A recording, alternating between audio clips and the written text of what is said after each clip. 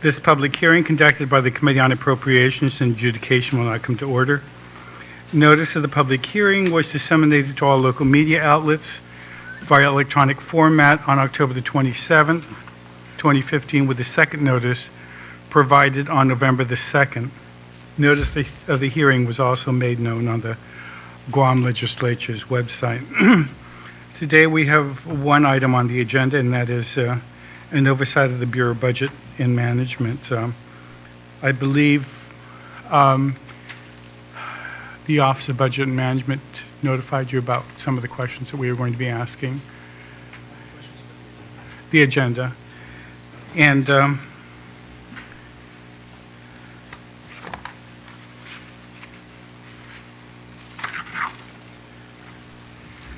lot of it is, well, we'll start with the consolidated revenue and expenditure report. I believe the CRER is the work product of the Bureau? It's a product of BBMR, DOA, and DRT. Okay. So the three agencies are involved in producing this document. We transmit it under BBMR's signature. And I wanted to congratulate you that you did report it out, at least the most recent one, on time. And that was on October the 20th, correct? That's correct. And it is for the period ending September the 30th, 2015. That's correct, Vice Speaker. And based on that CRER, most of the questions I'll be asking will just necessitate a very simple yes or no, unless you want to explain. And based on that CRER, I believe you show that that the government of Guam collected $780.98 million. Is that correct? That's correct. And we had projected last year that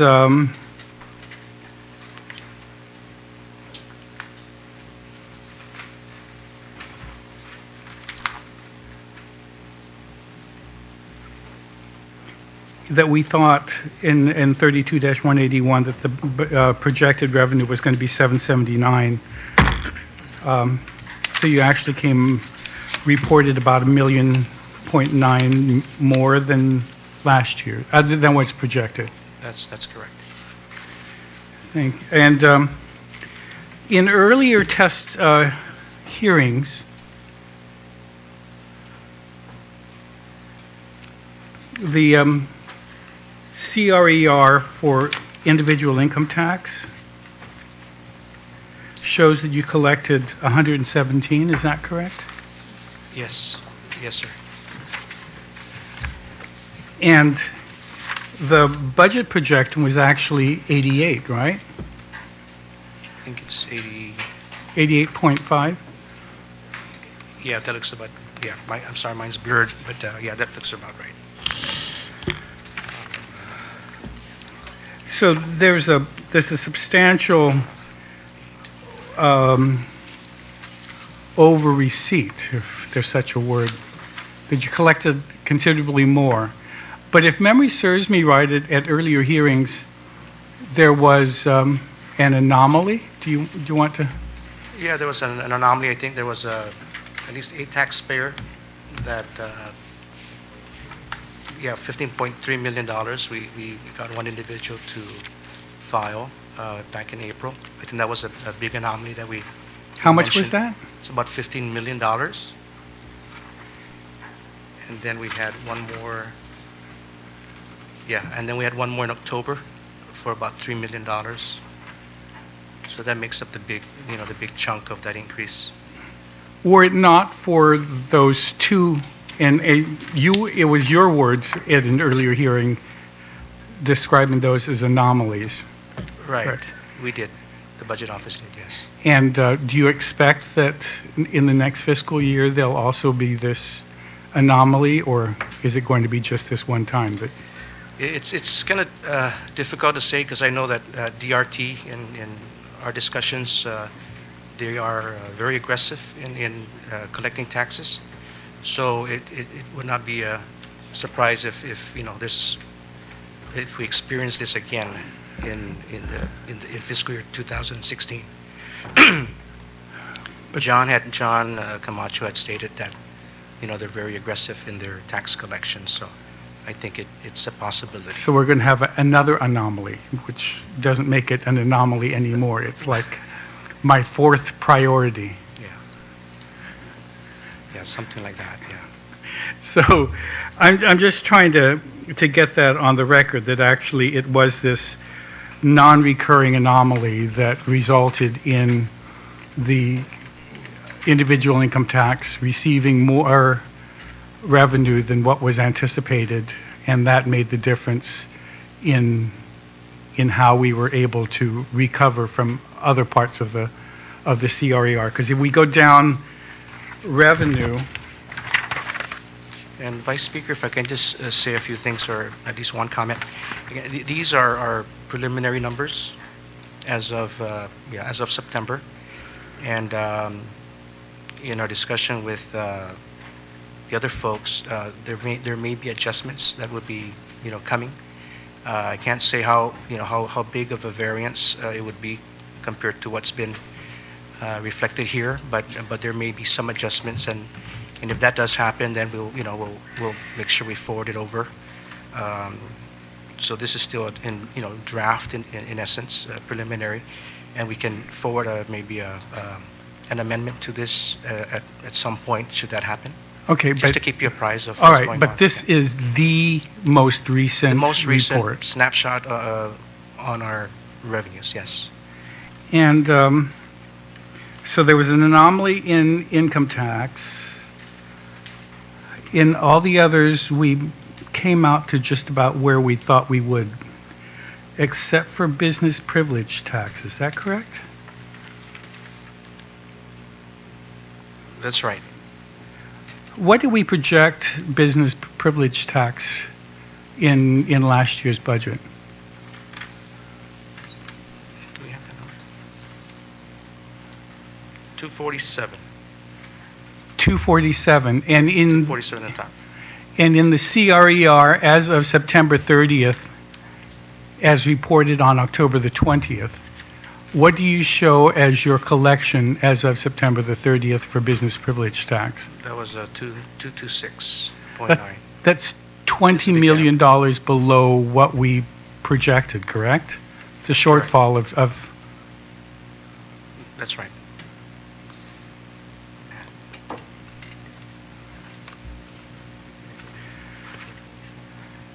And in the governor's submittal last February, you need this. Yeah. What was the budget projection for BPT in the governor's submittal?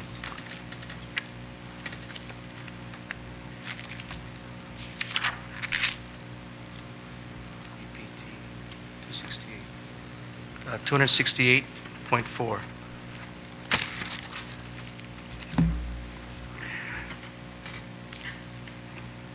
So did your office have a hand in preparing that budget? Yes, we are one of a few participants in that process. And so for 15, we projected 247. We ended 15 collecting 227, let's say. We were short 20. But your projection for next year was 20 more than what we had projected for last year that we did not make. Is that correct? The numbers show that, yes. And the legislature got considerable flack from Adelup about the fact that the revenue projection had been decreased by $34 million. One of the areas that we did amend in the governor's projection was this 268. Do you still stand by the 268? Yes, yes, Senator. We did our projection. We did our due diligence in crunching our numbers and factoring the variables that go into that process. And yes, we still think it's going to be 268. At the time we did this, we had So, adequate information to project that. so you're thinking that we would be able to get $40 million more in business privilege tax. Is that your statement today? That's conceivable, based on our projection again. And if things, go according to that projection, then we will. If you need a calculator or just how much in additional revenue would Guam have to generate in order to receive $40 million in business privilege tax? 40 divided by 4%. That'll be, what's 4 divided by 4% divided by 16? It's 40 million is 4% of what?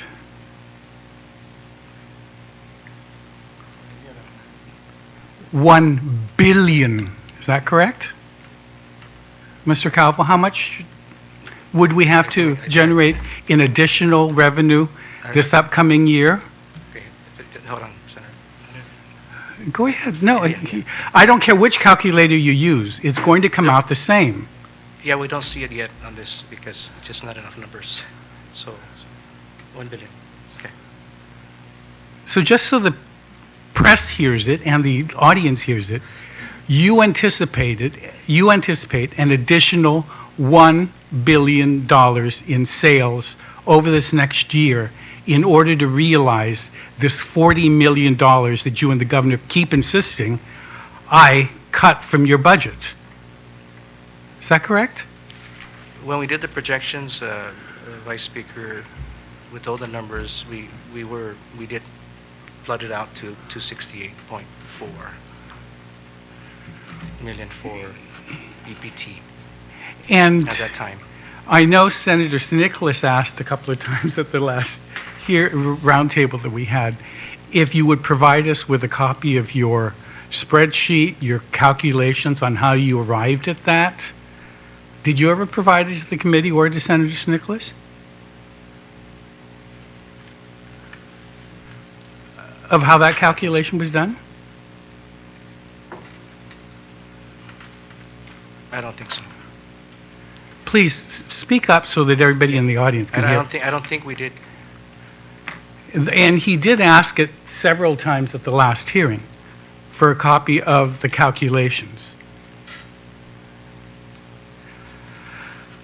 When you did not provide it to the committee, what the committee did was we looked at the governor's projection of 268 and we looked at the projection from 2015 of 247 and we multiplied that out, and you can use your calculators.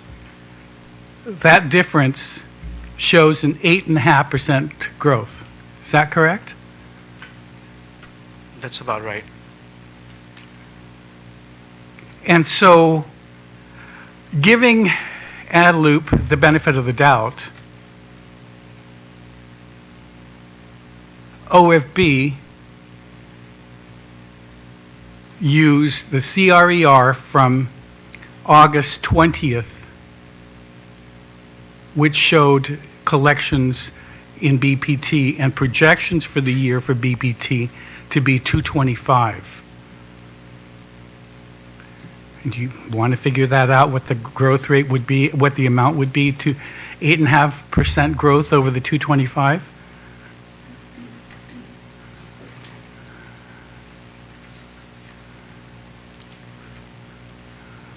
Senator, I know the numbers that are being tossed around here. There's a huge gap. I see that.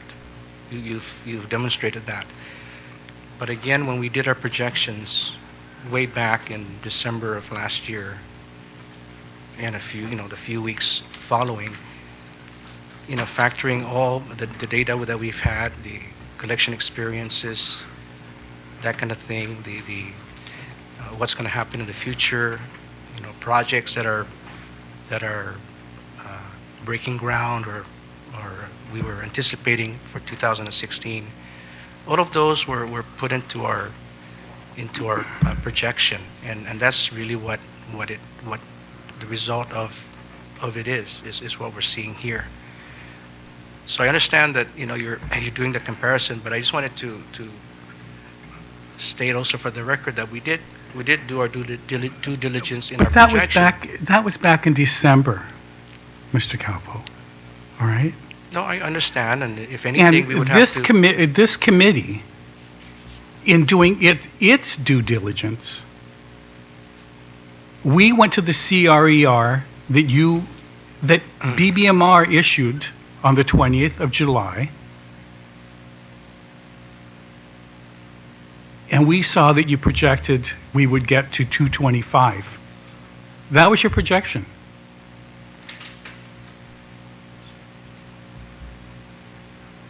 On August the 20th, you amended that, and you said you projected we would get to 229. Those numbers are lasered into my memory because of all the criticism that I got about the fact that I somehow shorted you $20 million in revenue because I put BPT at 247.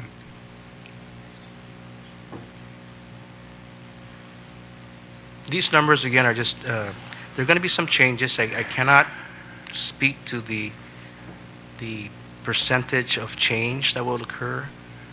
But again, these numbers, yes, as of 9:30, a snapshot on that day, the numbers are reported, and that these things are subject to change.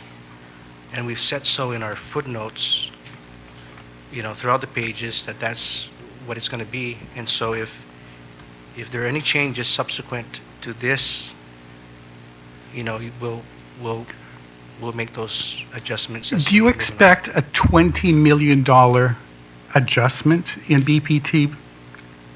I can't say that, Vice Speaker, until the numbers really are. The numbers got to come in. I cannot really. I understand. On that the year has closed, Mr. Calvo. And the books have not closed. And do you is there anything to show that it's going to get to 247? I can't say at this point in time. The books are still open. Transactions are still being processed. Postings are still happening. I think as of books are still open and September still. Yeah, the books are still open, and I think we've been informed that postings of just Jonathan, I think it was July, August. It's my understanding that posting for DOA for year in 15 is still pending, and they're in the process of closing July and August. So we still have August. We still have September to deal with, to look at in terms of. You mean this report that I got on October the 20th doesn't have July and August in it? No, with all due respect, Senator, the accounting transactions on a daily basis go on a continuous basis, but they still have to close the books on certain accounting periods. In the case of Governor Guam, the accounting period is 12 months, and so each month it's closed, but the transaction is still being posted. Okay, then Joey, read the line across from me from BPT. All right? I follow, Vice Speaker. I follow that big gap that you're pointing out. I do. It's just that, again, we're just stating for the record that adjustments are still forthcoming. They're inevitable. It's going to happen, and I just cannot, again, give you that assurance that it's going to cover the full 20 million. Because that's a discussion or that's going to happen, and and the numbers are still coming. That's why I'm not comfortable to say, yay or nay on that. I recognize your line of thought here. Your line of thinking. These are your numbers, yes, right? no, I understand, but I'm just saying that you're pointing that out. I see it here, but again, we're still in that process, and it's just not complete at this time. The process itself takes. And from your experience, do you anticipate an anomaly in BPT since we've closed the books for this last fiscal year that will somehow generate an additional $20 million to get you to the 247 that was projected for 2015? Honestly, Vice Speaker, at this particular point in time, I cannot make that statement. Okay. I just cannot make this statement. Are you part of the fiscal team? Yes, I am. You travel with them when they go make their presentations to the bond market? I have gone on a trip or two. Yes. Did you go on the trip in August? No, I did not. Did you help prepare the presentation that was going to be made? You had already been confirmed by then, so you were the director of BBMR. So would you have participated in the preparation of that document? Our office participated in that particular any meetings of that sort that involves financials. We do prepare, or we do participate. Do you recognize what do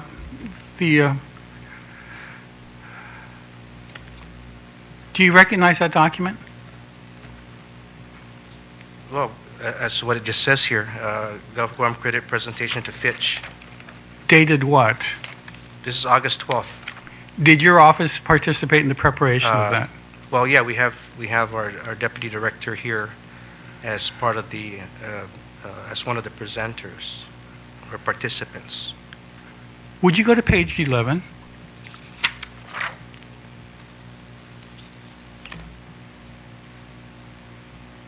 Okay. On the right-hand side, can you read what it says? Under recent BPT highlights? Yes. Since FY 2010, BPT revenues have grown at an average annual rate of 6%.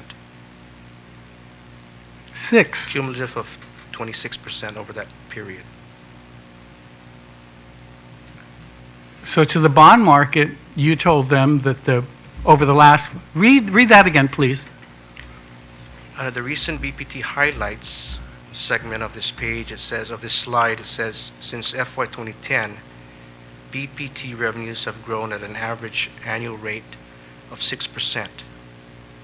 So the cumulative total of those years is 26%. But it's the growth rate you used and you reported to the bond market is 6%. Where did the 8.5 come from that was used to go from 247 to 268? Vice Speaker, when we did our projection analysis, back in, like I said, December, it's been a year now, almost a year, but we took all our data, historical data that we have. We did our number crunching and we did a few tests on the data. Then we factored in things that we are anticipating that's going to happen out there in the market, including the increase in tourism, construction activity. I don't have those specifics with me today because I didn't know we were going to talk about that. But it had a very significant amount of revenue that was going to be derived from that. They have some projects that were going to construction projects for the military, not necessarily the military build-up activity, but projects that are already on the table that were going to happen. So we factored all of those things into our projection. So it's just not simply just the data that we used. We took into account what was going to happen, and we had a team that did their analysis, research on that aspect of the equation, of the projection, and that's how we arrived at our numbers. We felt at the time that the numbers were not, over optimistic. It appears in this conversation that it might be, but when we were doing our projection, it didn't seem that way, that the 8.5% was attainable. And again, a lot of work went into it, several entities. And what date was that document prepared? Which documents? That you just read from? That's August. Like 60 days ago, Yes, correct? yes. And even after that, when we passed the budget and all the press releases were going out that we had underprojected, did you advise the governor that maybe you were too aggressive in your projection in December, and that more realistically, with the report of the CRER on June, July, and August that said that you didn't anticipate, or you had changed your projection in the CRER, in fact, in June, July, and August, that you would get to 225 or at most 229 in your August 20th report? Vice Speaker, this is FY15, right? And we're doing the FY16 again when we did this projection. I So- understand, but it was from 2015 that we're trying to get to show what kind of growth. Read the next line and below that on that side. Current year BPT revenues are tracking the adopted FY 2015 budgeted revenues in the amount of 247. And that was on August the 12th. You reported to the bond market that you were tracking 247. When on July the 20th, you reported you were projecting 225. Pull up your old Well, CRERs and you'll see No, it. I know. I know what you're saying, and I know what this is saying as well. And again, there's still a lot of postings and data that's not yet recorded, and until such time, I can't speak for that or speak to that. And Just as the expenditures that you're going to see today, those are preliminary numbers. And as soon as we get those numbers firmed up, we will be reporting those numbers. okay, from the CRER that we have, where it's 225.9, what was the end of? How much did we finally end up in your report for BPT? 226.9. All right, with all your calculators Can there. I just say? I'm conducting this hearing. What was the final number? 225.6? 226.9, right? Okay. Isn't this? Now use the 6% growth rate that you told the bond market and tell me what that number comes out to be. Can you find?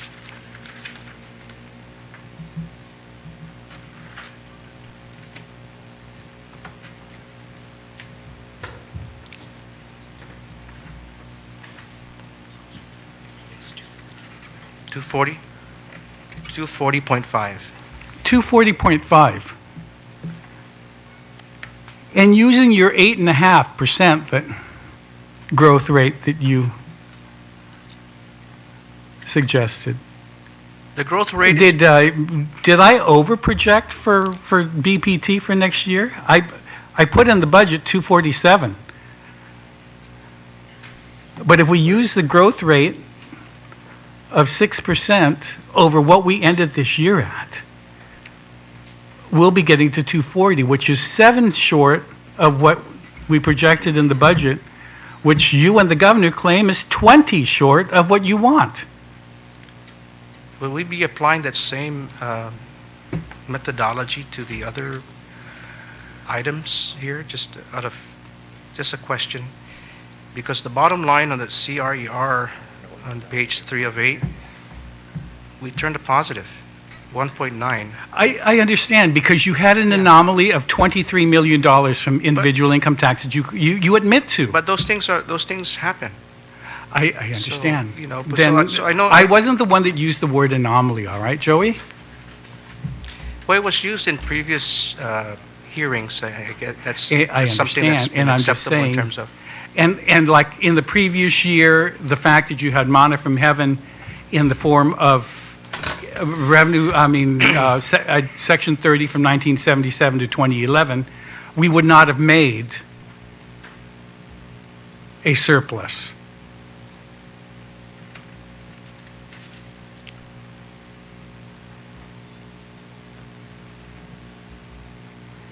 Go ahead. John.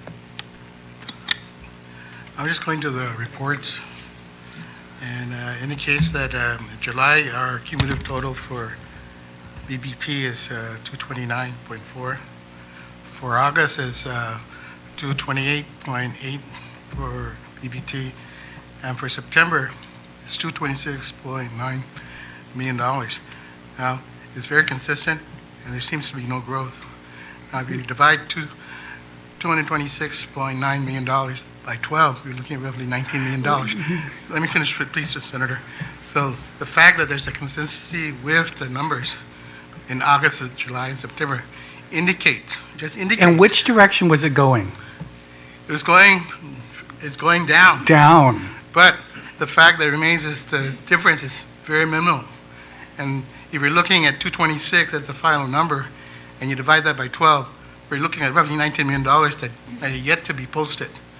Okay, so the question is do we know there's going to be an additional posting?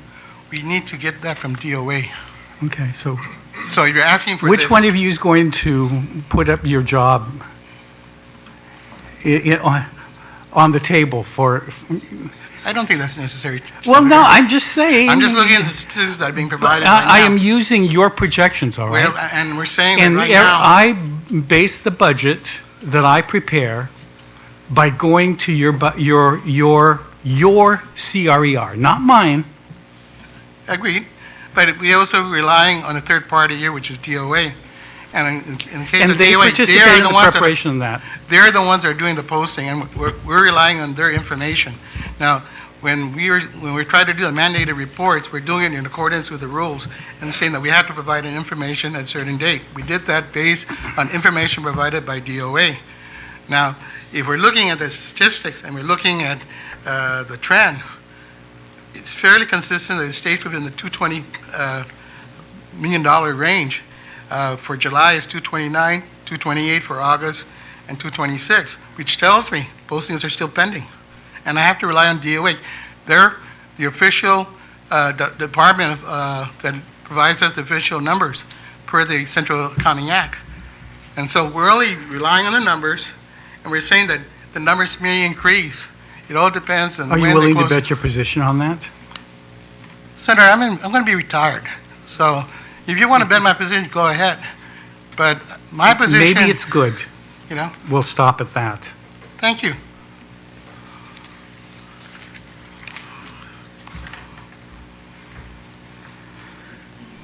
I just wanted to make the point that Adelup has been moaning about the fact that the BPT projection was $20 million lower than what they wanted it to be, what you all wanted it to be.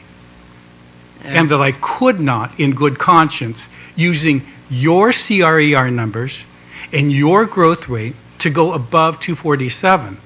But now I find out that I may have been duped because I should have used the 6%. And my response to that, Senator, is let's wait until they close the books, at least the first closing of the books to see where we're at. The books are still open. They have not been closed since November. Okay.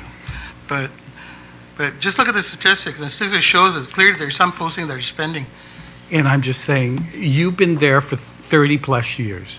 Do you remember a year where we closed the books on BPT and somehow $20 million in additional BPT showed up between September 30th and sometime in the middle of October? And my response would be, I go back to the $15 million that's an anomaly that was paid by an individual. That is that's individual tax that But somehow we're talking revenue about tax- anomalies that occur and that may occur. I don't have a crystal ball, Senator. We don't have a crystal ball. But we do have our statistics provided by DOA. And I'm trying to say that I used your statistics, your number of 225 as of July the 25th, I mean 20th. That's what you said, that's what you projected the end of the year to be. I added a growth rate of 8.5%. I now know that that's wrong. I should have added a growth rate of 6%. And so it's down. So I just want that very clear. There's no way that I could possibly get to 268. So let's quit hoping that there's going to be some miracle and we're going to come back in March with more revenue than we had projected so that we can have a supplemental. Thank you. What was that 3.3 on October the 9th? In the AS 400, that anomaly, the 3.3, it just says in the AS, record tax-related entries as of 9/30/15.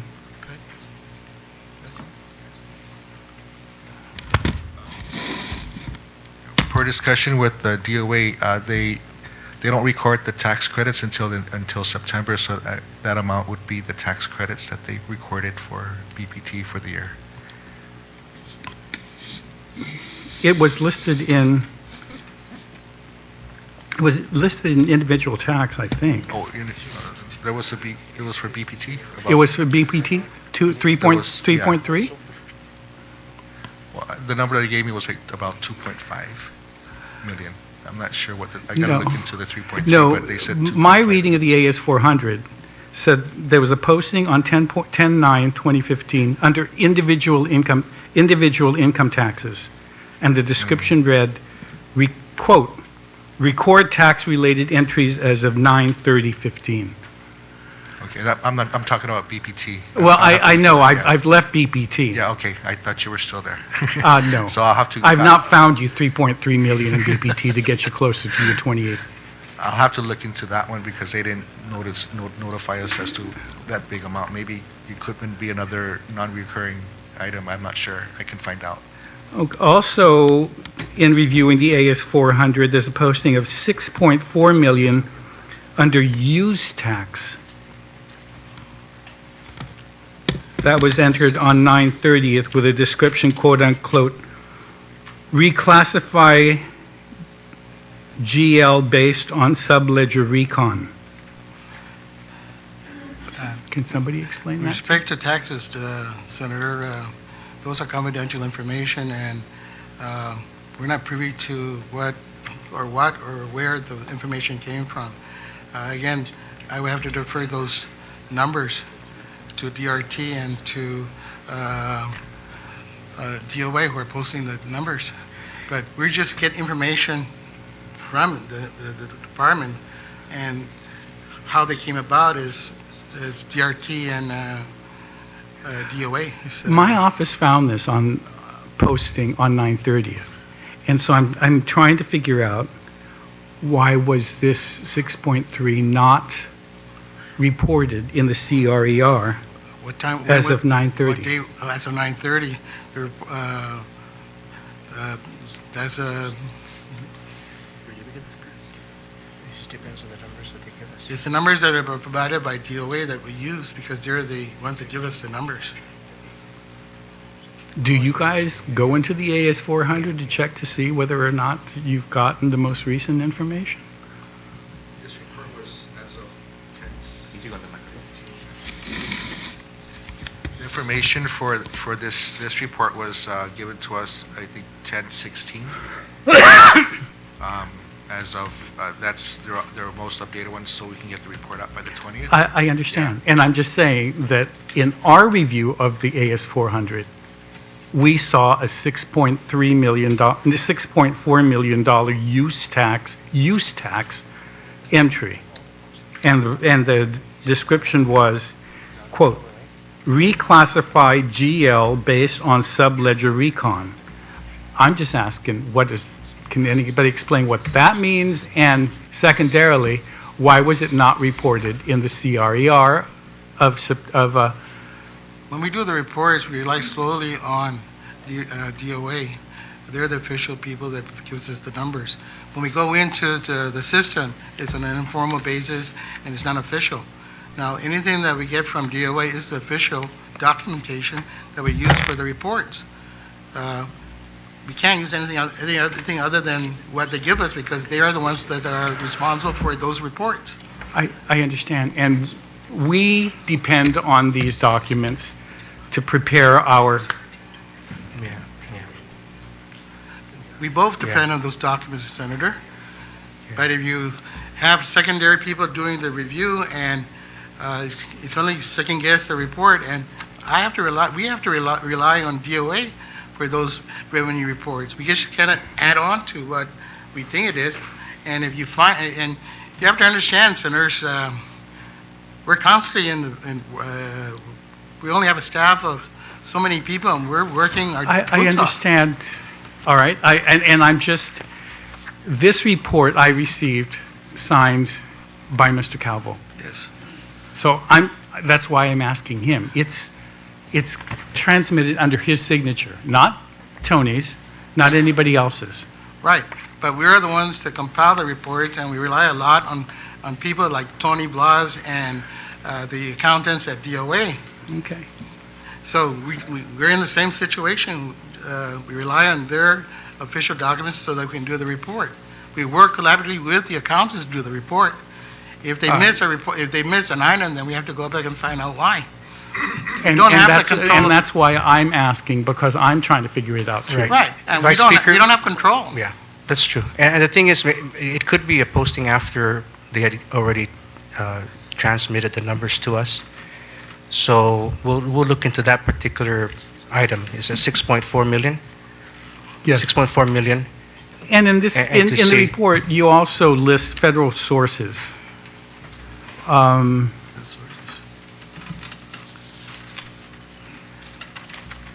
If memory serves me right, OFB and I have been asking that somehow we break down your reporting of federal sources and separate Section 30 from immigration fees and other federal.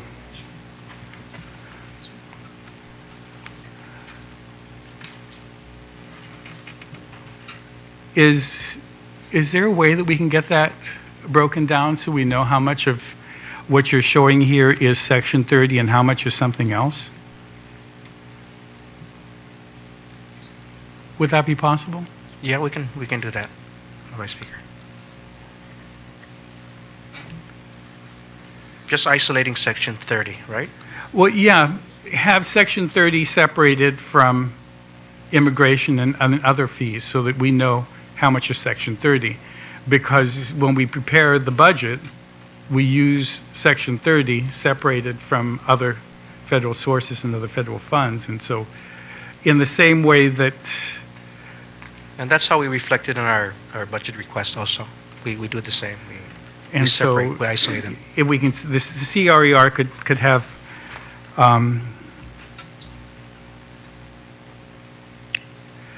and when you guys prepare these and you use the 2014 numbers or the previous fiscal year, the CRER, What page are you on? First two? just your revenue reports or even your, Okay. just the report in general. The previous year, you mean? Yeah. We show the comparison there, like on page 1? Yeah. Okay.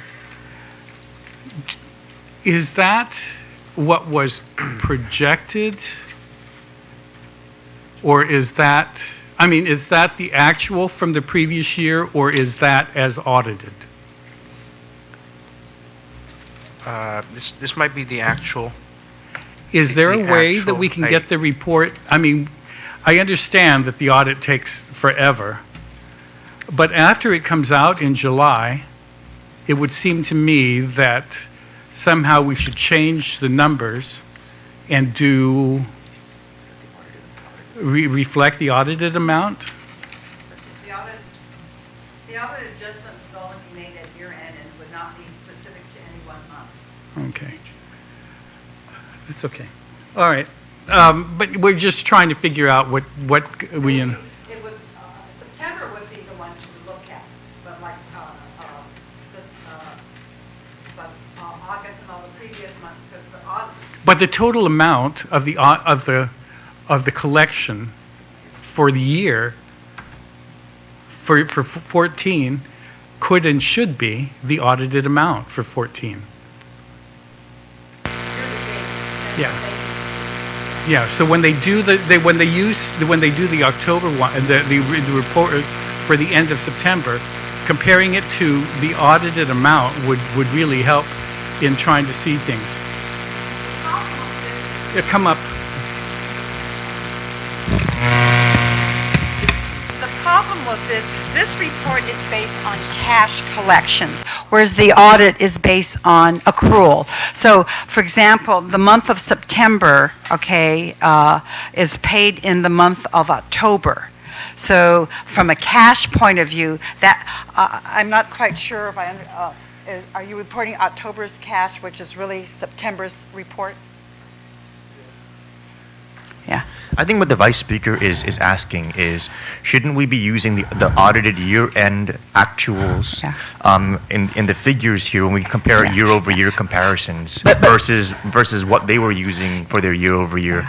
Because the audited figures factor out all of everything else that was found. As you go along, for example, this month of October, this is the September collections. Remember, you pay September in the month of October. So and the cash is received in the month of October. So what the auditors do is take that filing in October, put it back into September, and then take the other one out. So there is a little bit of adjustments here and there. But what they could do is put a footnote to tie it in at year end to the audited financials. But they're going more in difference. It's hard to reconcile cash and audit numbers because there are a number of multiple adjustments. That's all I'm trying to say. Thank you. Yeah. All right.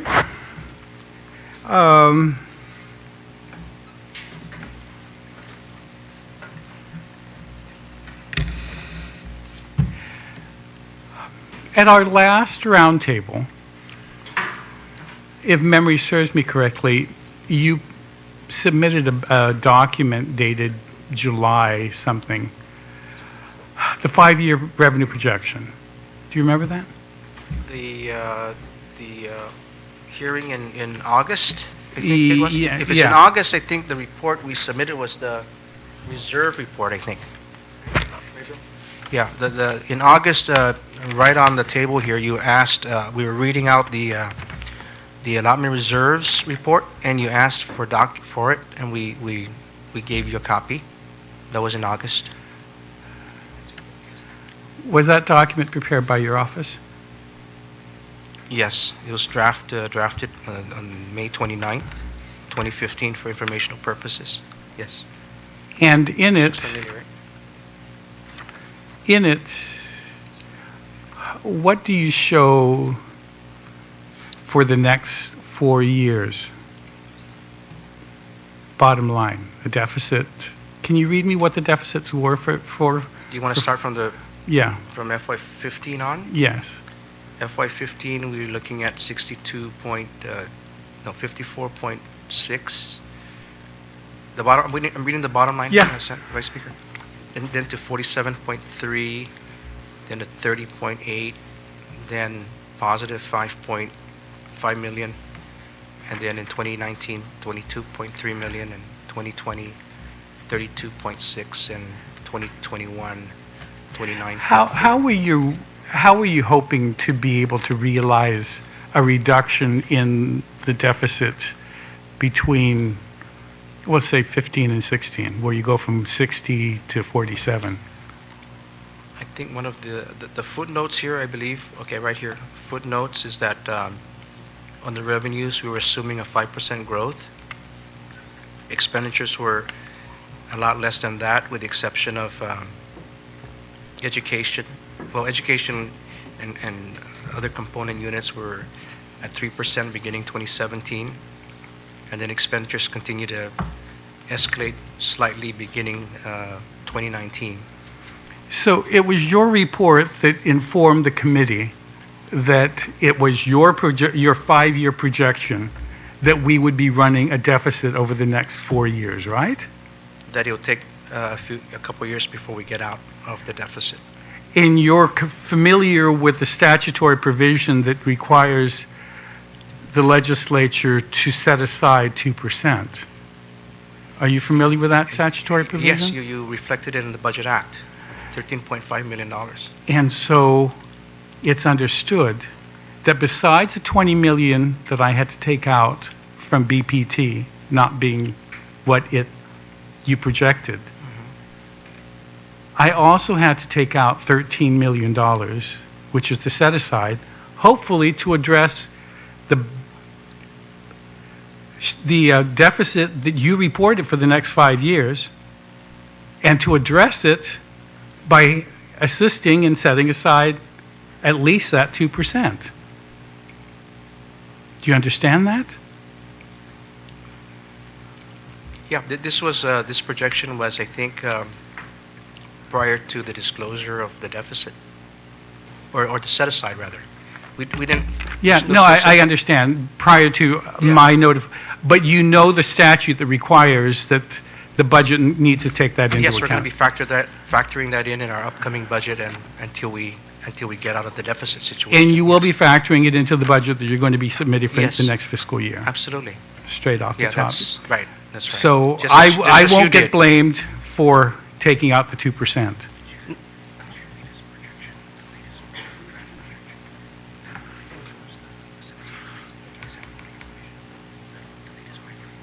No, it's not yet, not yet. That's right, Senator. We'll be following your lead on that, and it's by statute as well. Okay.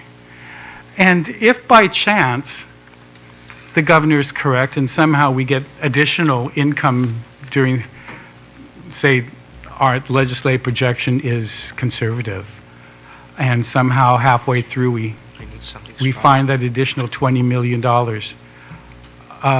what would BBMR's, your position as budget director be as it relates to the use of that funds? Would you recommend setting those funds aside to pay down the deficit, or would you be in favor of a supplemental to spend whatever additional funds somehow come into the coffers?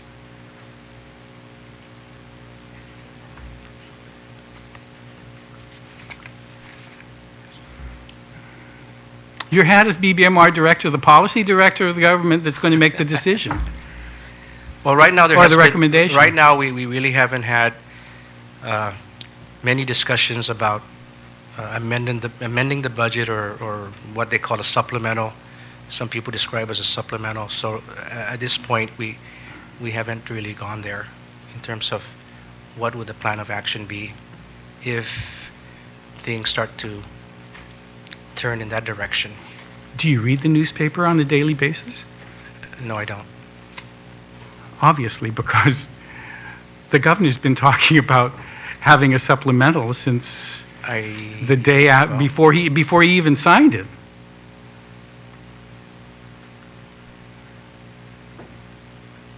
You don't Not in the you meeting- don't not- recall his not- statements to not, the not to in the the meetings I've been in. Well, I'm glad that in private he's being cautious and conservative, but in public he's been very vocal about the fact that I somehow shorted his budget $35 million. But you're saying he's made the public statement that he's going to go for a supplemental? Is that what you're saying? Yes. In fact, he wanted an automatic supplemental. I mean, he wanted the budget that you have there in that big binder adopted if for some reason there's additional money. Automatic. And it wasn't even going to be that the legislature had to go back in for a supplemental. He wanted it to happen automatically. That was the letter that he sent to us.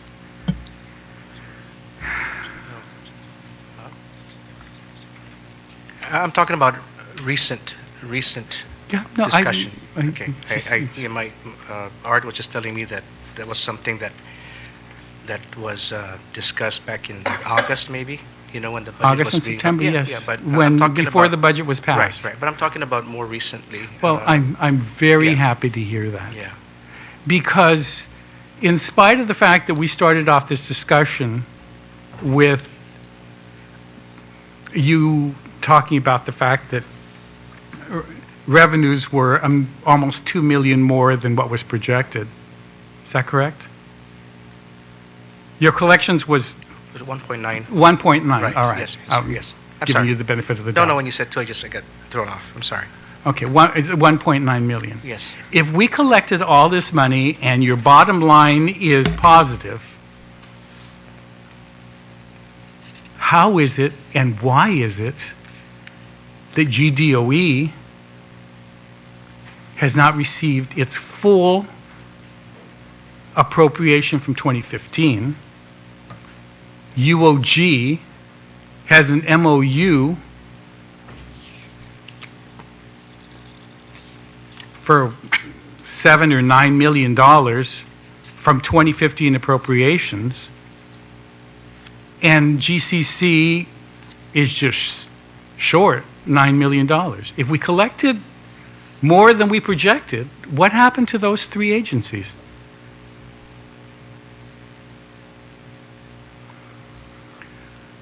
I'll have to defer to DOA and under cash management, either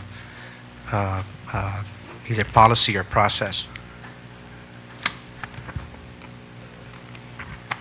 Because When you you've issued all of the allotments to those three agencies, didn't you? Just about. I think we only, right? Yeah, just about. Yeah, just GDOE. We only do GDOE. The other two go directly to DOA for their drawdown And based on law. in your CRER, the most recent one, you're showing that they don't. Do you have extra ones for them? Oh, they have. If you're looking at page 5 of 8, Vice Speaker. Yeah. Yeah, I see that on the top line there. It's the balance is only 76,000.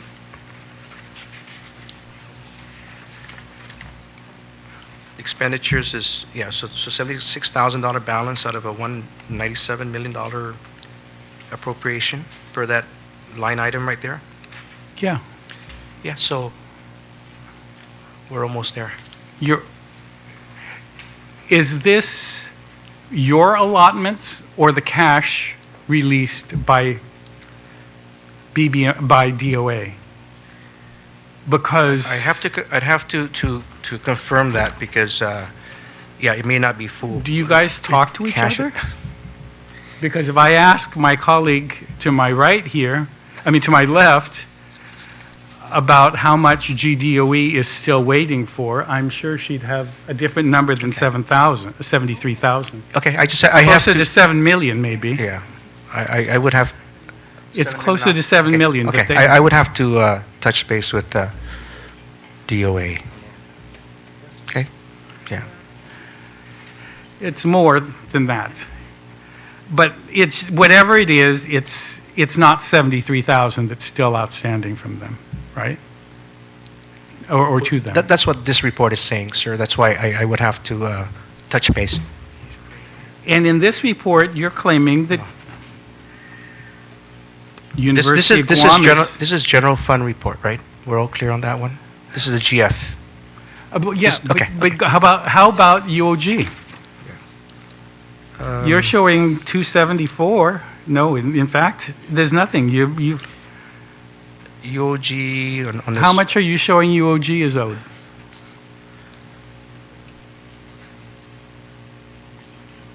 Just in the competitive, I think 186. Everything else is pretty much 204. I see a 204 number here. Wait, 1, 2, 3, 4 down.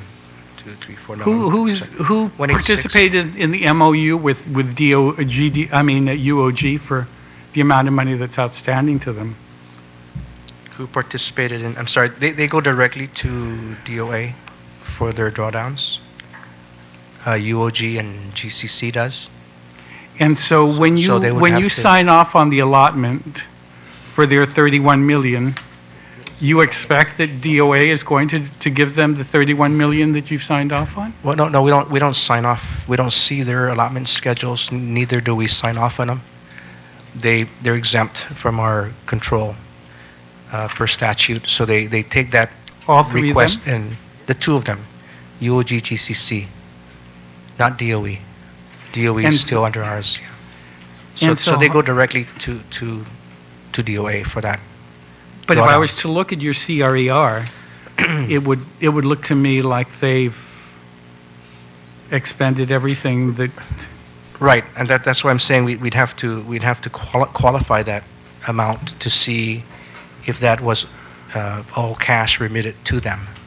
And I'm already I'll sensing, let of the course, it's chair- not. Yeah. No, of course, I question caught you that. about that, but I No, just, no. I just wanted to point out this, because you put the CRER, what does CRER stand for? I like how you say CRER because we're used to saying it now. We almost forgot the real name. Consolidated Revenue and Expenditure Report. Expenditure report. Now, let's go back to page 4 of 8. And that's the first page of the expenditure report. And who prepares this? We received the data from DOA. We submit the report. And Under just as BBMRs. we start down this, So we get the report. the first entry, can you read it to me? Office of Imagalang-Guahan. Yes. Okay. The 5.9 in appropriations, 6.8 expenditures, 76,000 encumbrances, and funds available is negative $1 million. Repeat that again? The negative $1 million. And the second entry, It's a negative 219,000.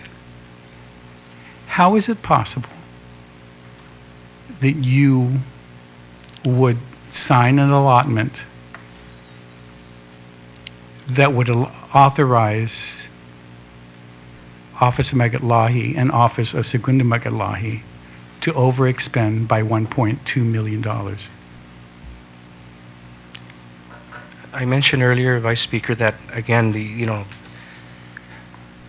this is subject to change again. I hate to say it again, but the numbers are still preliminary. We have about maybe, I think I counted 11 departments that are reflecting negative per this report. Aside from page 4, you're going to see a couple on page 6, 3 more on page 7. And we are gonna be dealing with this. The books are still open. They won't close, I think, until next month at least. And we will be utilizing transfer authority to cover. Utilizing transfer authority, that's one of my later questions, but is there a reason why over the last year I've not seen any transfer authority or transfer documents?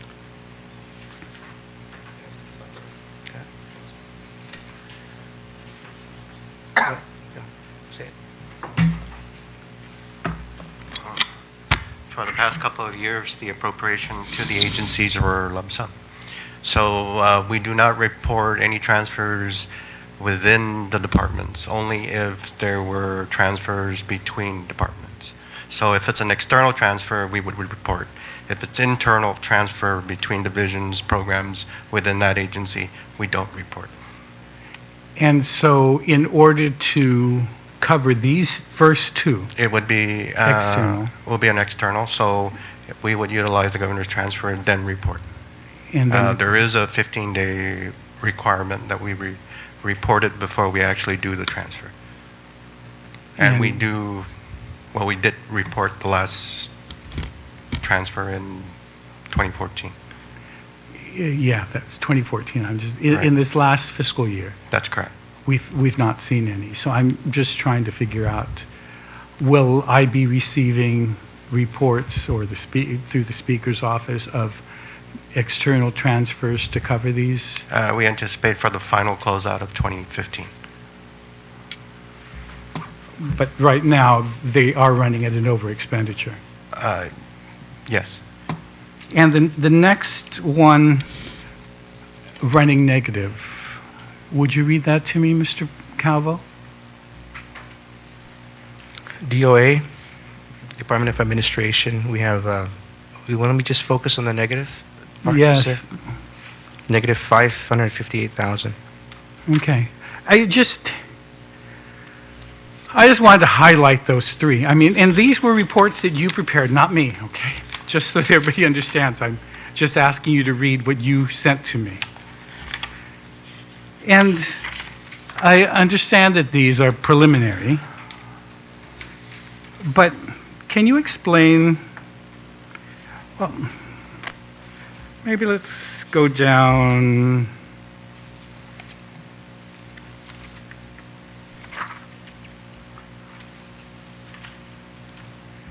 to Department of Corrections. That's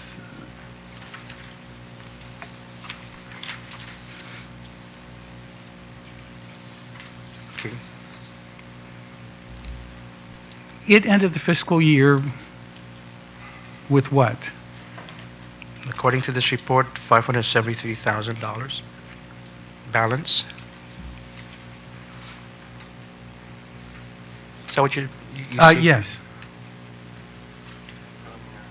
This is preliminary, again, Vice Speaker, and not just subject to change, but yeah, it will change in DOC's situation because all that's been happening over there. And all the I understand, and because there's I was surprised to see that.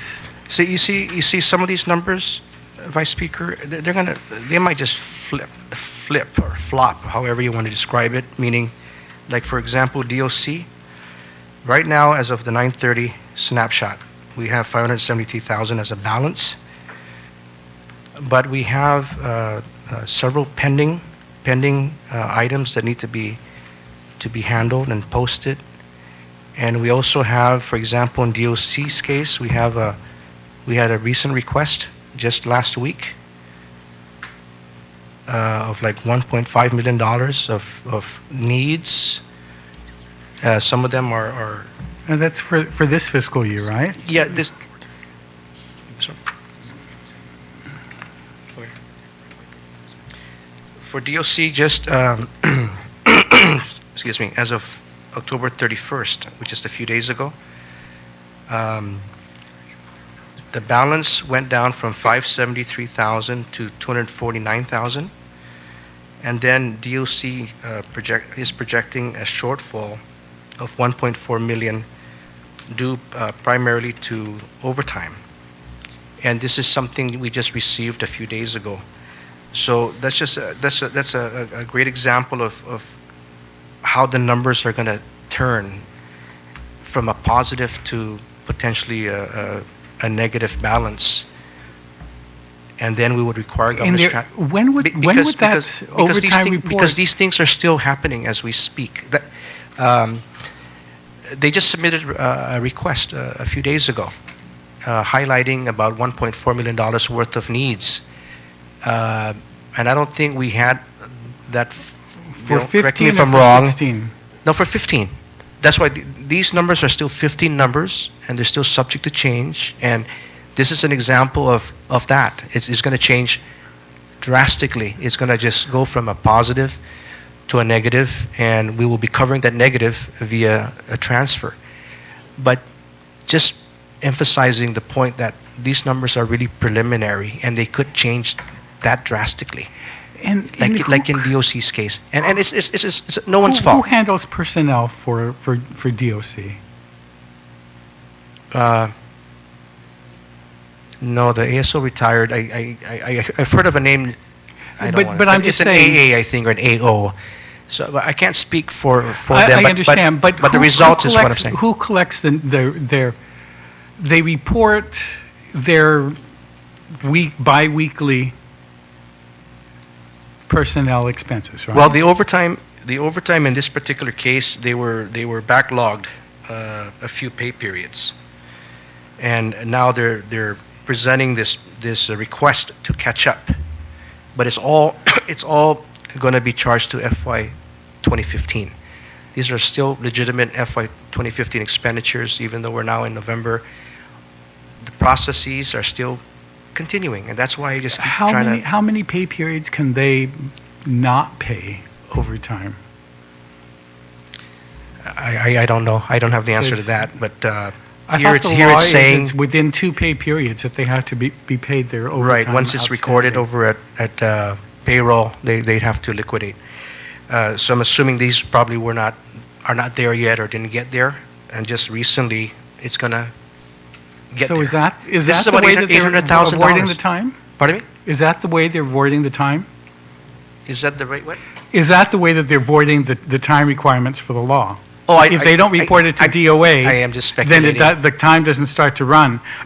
I'm So just- they can yeah. accumulate 7 months of overtime. We look at this and think, wow, they're Wow. doing a wonderful Right. job. They have $273,000 left over, but they've had 7 months of overtime that they've been hiding up in Bangilao, and they're going to submit it on September the 30th or October the 5th, and it'll be backdated, and somehow there's 1.4 million that nobody's required to submit those when the payroll comes down for DOA to cut the checks. Shouldn't that come down at the same time? And DOA said, we're going to pay their regular pay, And then the overtime. and we'll hold off on the overtime. But someone should know what's happening all along. How do you guys plan for a $1.4 million overage if they're not reporting it along the way, so that you can say, stop, do something else, because we cannot afford $1.4 million in overtime? Well, we've done, cost containment throughout the year too, so some of that can be covered from that source. But as far as your question, why aren't they submitting these things timely, or this last report just recently? I don't know. Do we have information on that? Because that was just October 31st. The nature of the beast. Yeah. 24/7 hour. Yeah. I understand, but it would seem to me that they report every 2 weeks, the payroll. Yeah. I know they lost an ASO. I know that. I'm Yeah, just so- saying, but at some point, someone's got to submit Okay. reports. They can't all of a sudden throw 7 months of overtime after the books are closed and say cover it. Because how are you supposed to plan for it? How's DOA supposed to plan for it? That's right.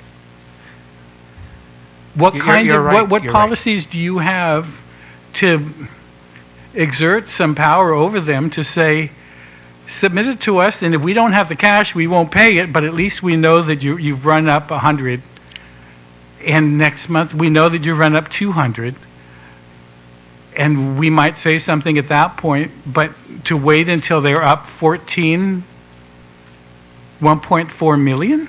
Yeah.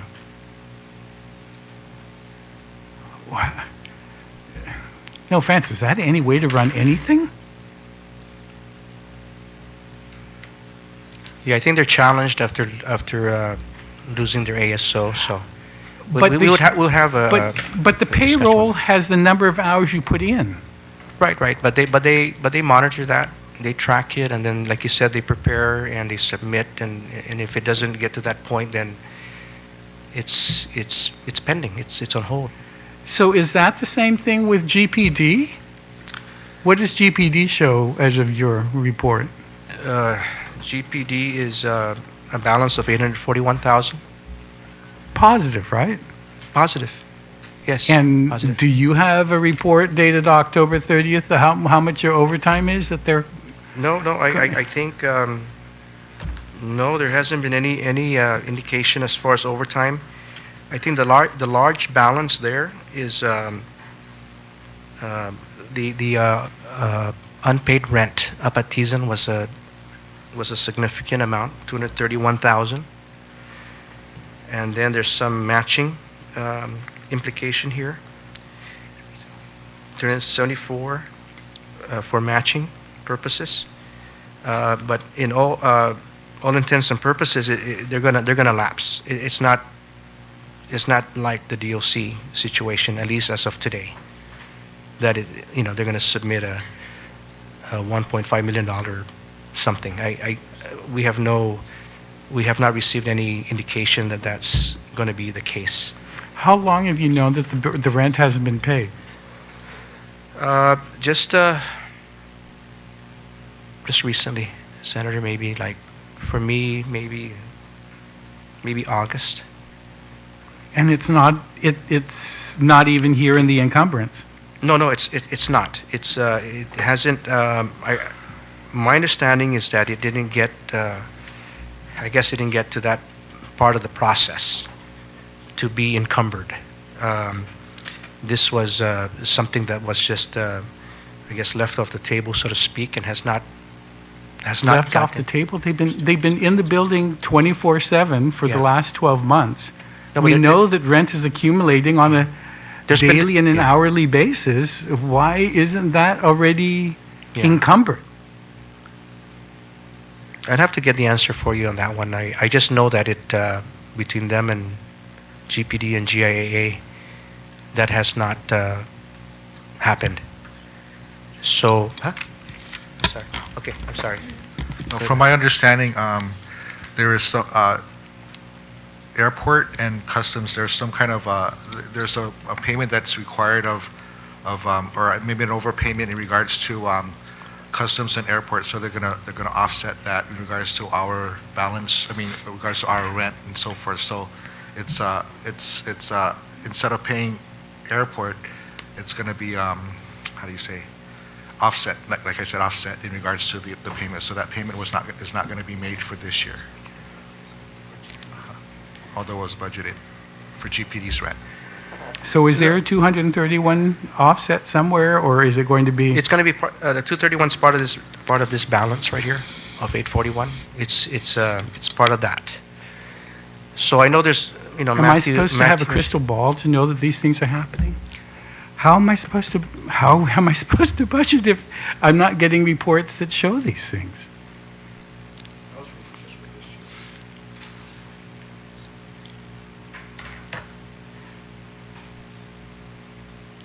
I'd have to check the status on that because again, Matt mentioned about 2 or 3 different agencies having some kind of discussion that may affect GPD.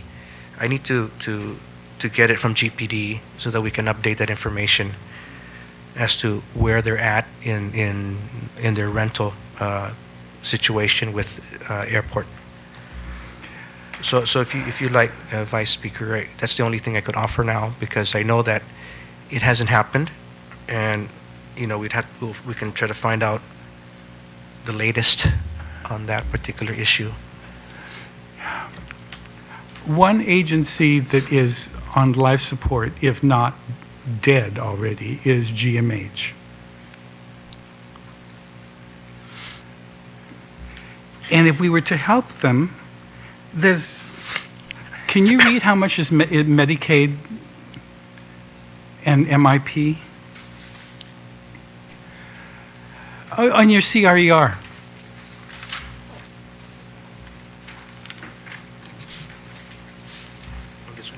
Is there any reason why it's still reading positive for both of those? In case of Medicaid, I believe as of today, that might have disappeared the dollar amount. I've checked with the system.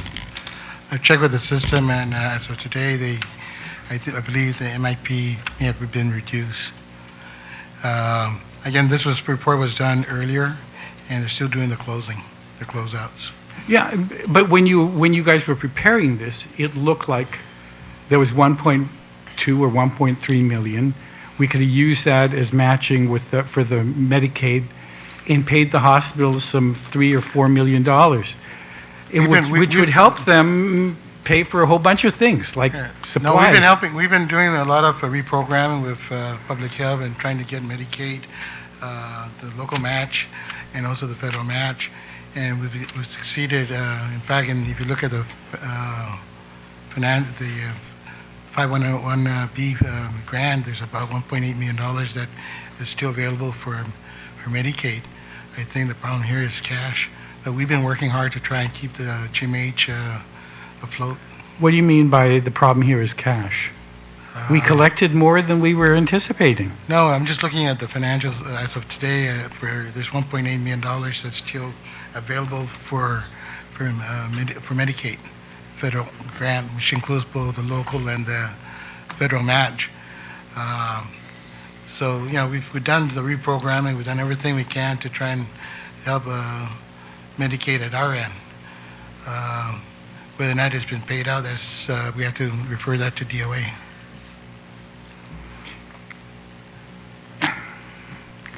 Am I supposed to lay any credence or any weight to this report, or am I just, it's a draft, and so No, don't count on it, don't? No, but this is as of 9:30, as of the date the report was made. So it's credible as of that particular moment or that period. And there are going to be many adjustments happening. Adjustments have already been made to this CRER the last couple of days. That we've already been notified of that. So it's changing. Okay, on the expenditures on the CRER, if you go to the last page, actually 7 of 8,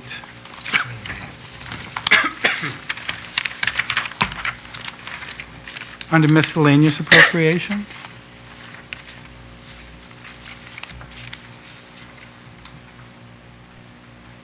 where the governor exercises emergency authority and got $250,000 for.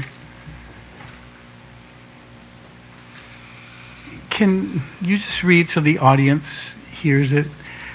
What typhoon and how much is left over from the 250 that the.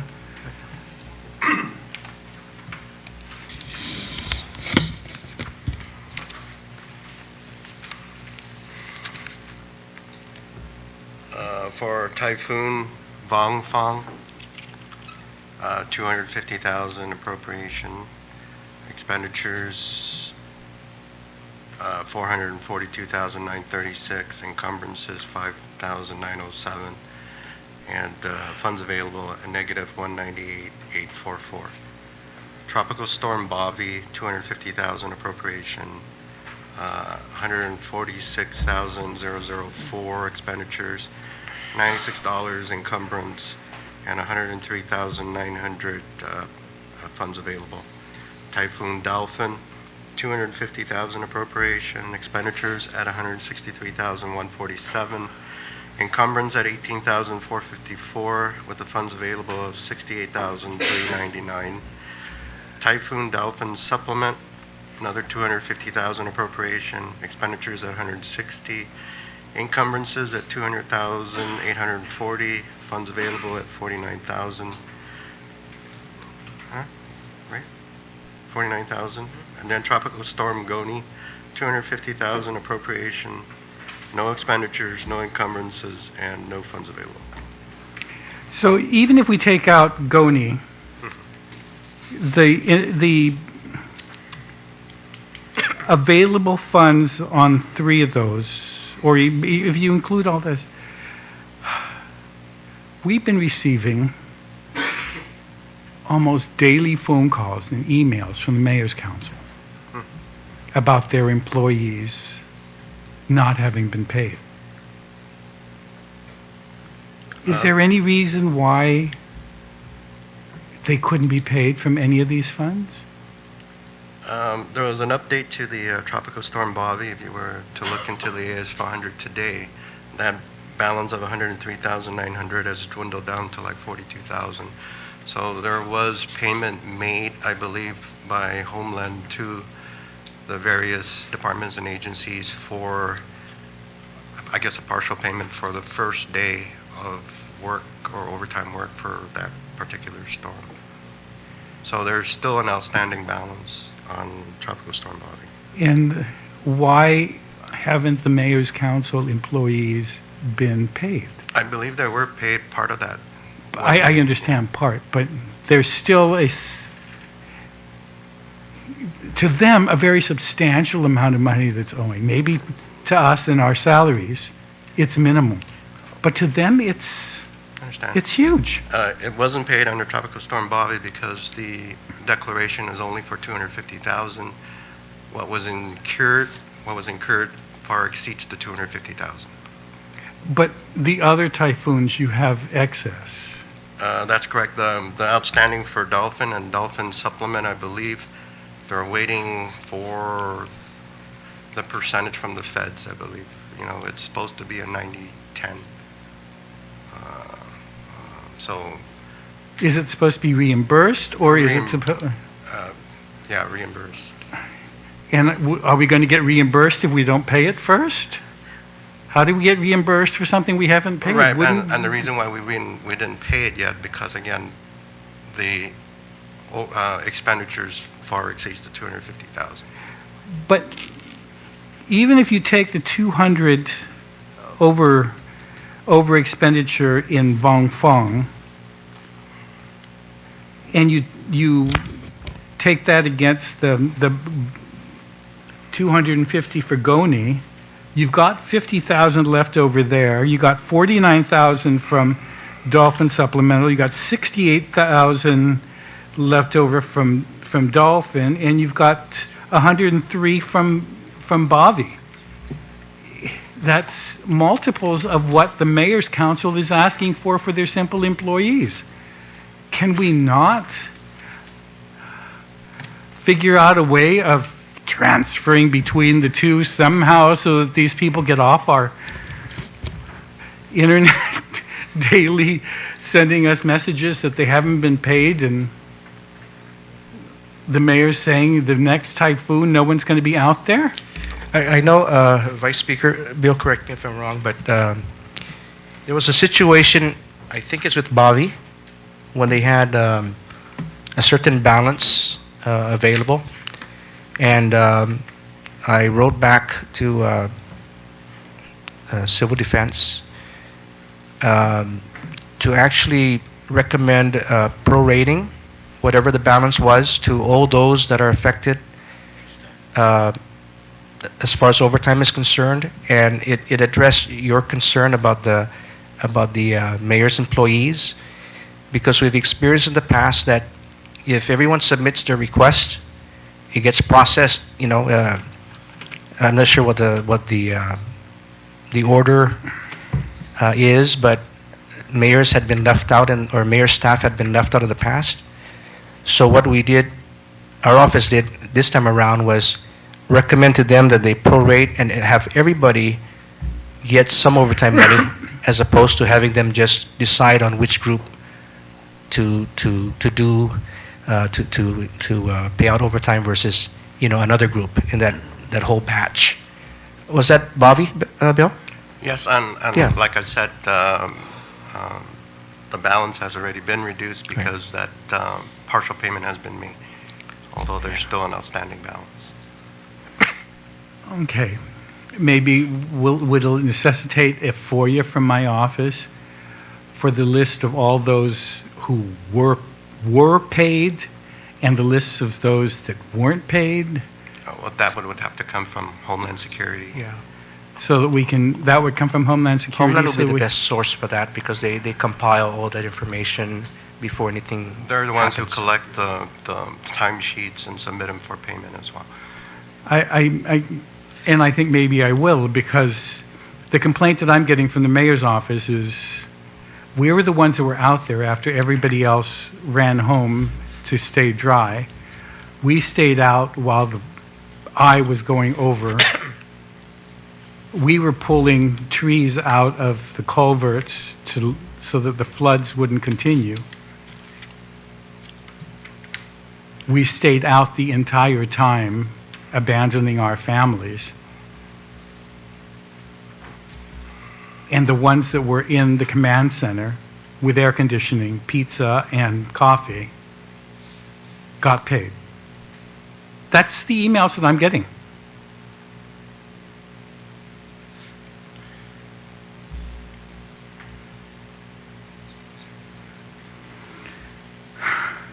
So that was just an example, Vice Speaker, of how to assist in that situation, that latest recommendation we made to Office of Homeland.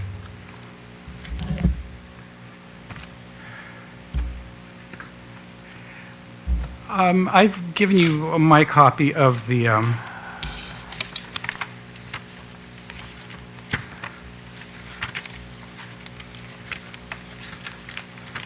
governor's budget submittal.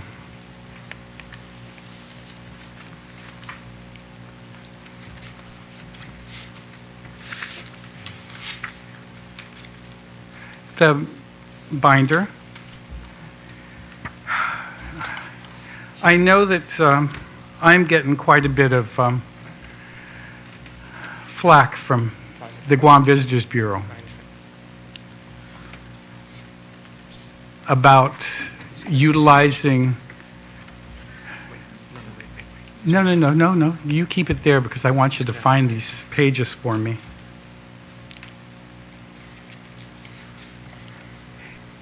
In the budget submittal that you helped the governor prepare and the governor submitted in February, do you remember how much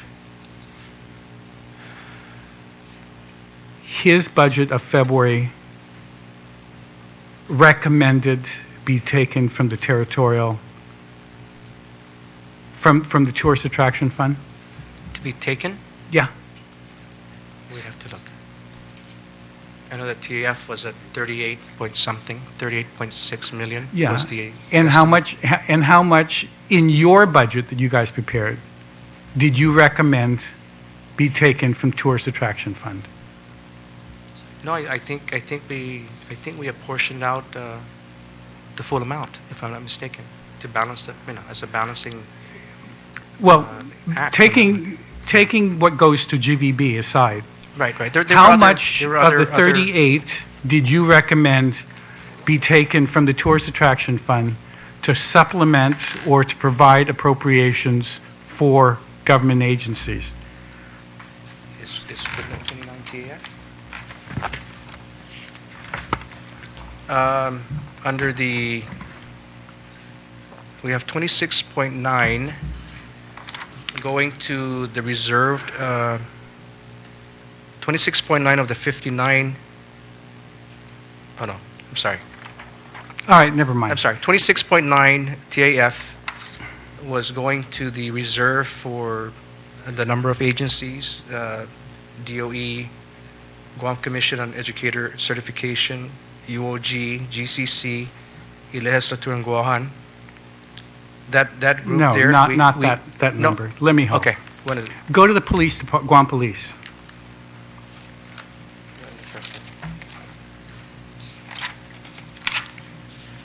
I know we apportioned the TAF to various agencies, Vice Speaker. And somebody get your calculator out. Guam Police. At the very bottom footnote. How much did you suggest be taken from TAF?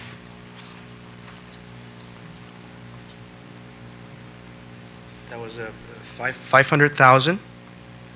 $500,000. And that's your For recommendation GPD. from TAF, correct? That was the allocation, yes. Okay. And we- Go to agriculture.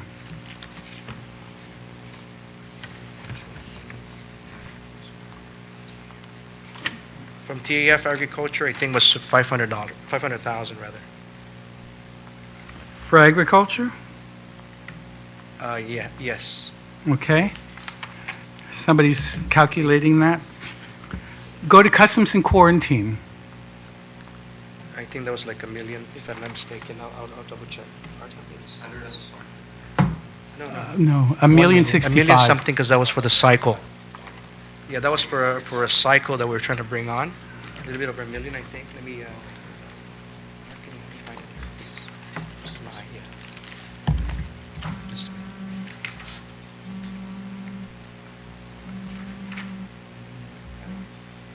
Might be $1 million.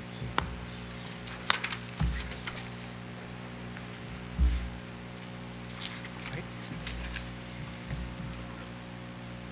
Yeah, $1,065,450. I think that was first cycle, if I'm not mistaken. Go to Department of Administration.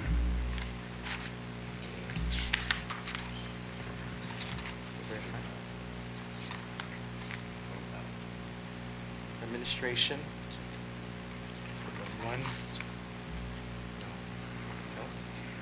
Sorry, administration is footnote.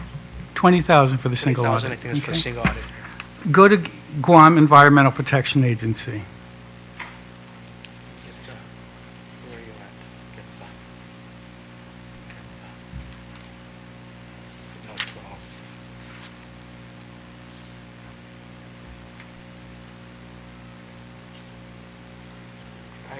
As far as TAF is concerned, I'm sorry. Correct.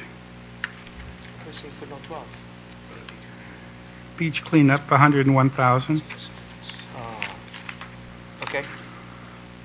Okay. Footnotes on that. Go to Parks and Recreation. Parks and Rec is. Parks and Rec is.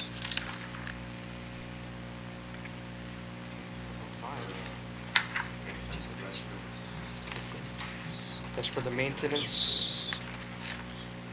Maintenance, that'll be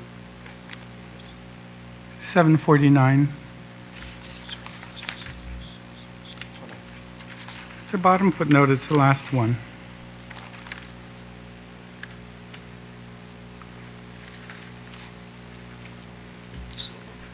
Parks and Recreation. It's at the very, very bottom. okay. How much?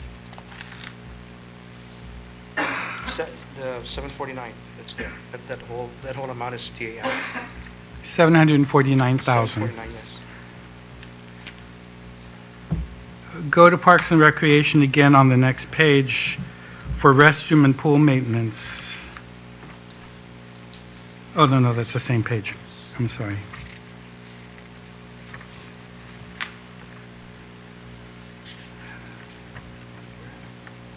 And then there's a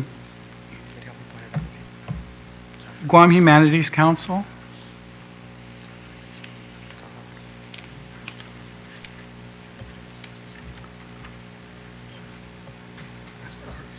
If you guys spot it, sound off, please. There's a footnote down here, Tourist Attraction Fund for Guam Territorial Fund, 40,000.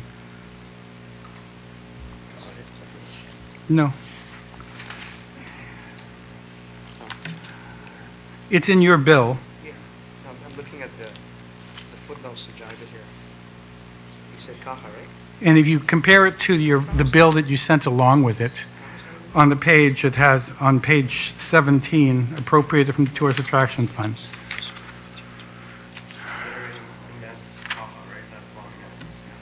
Yeah. Yeah. How many entries was that you guys suggested that we take money from TAF?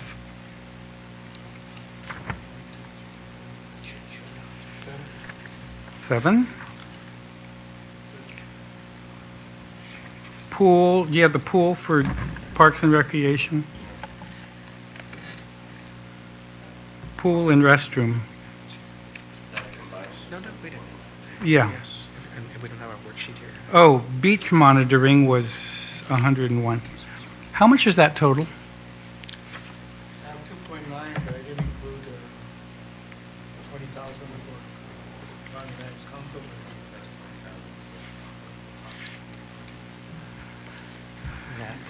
Matt. You have your worksheet? I must be missing For the something. special fund allocation? 2,975,450. Please note, Senator, that my understanding is the GPD is a special appropriation, separate legislation that we carried forward. because Yeah. We had people that were already aboard, and we didn't have sufficient funds to cover them. I understand. All I'm trying to make a point is that GVB is and has passed a resolution accusing the legislature of raiding its funds. And Adeloop has said they agree that it shouldn't happen. And I'm just pointing out, in your own budget document, I found $4.6 million worth of appropriations that you suggest to be taken from TAF. Admittedly, OFB added an additional 4.4 because we finally took out $9 million in the budget. But in DI math, 4.6 is greater than 4.4. So you guys suggested. Yes, these are recommendations. Yes. Yes. So I don't know I just why want it clear you're getting all that to kind of, GVB Yeah. that it was not an original idea of mine. I wish I was capable of an original idea. That the suggestion and the examples came from that budget.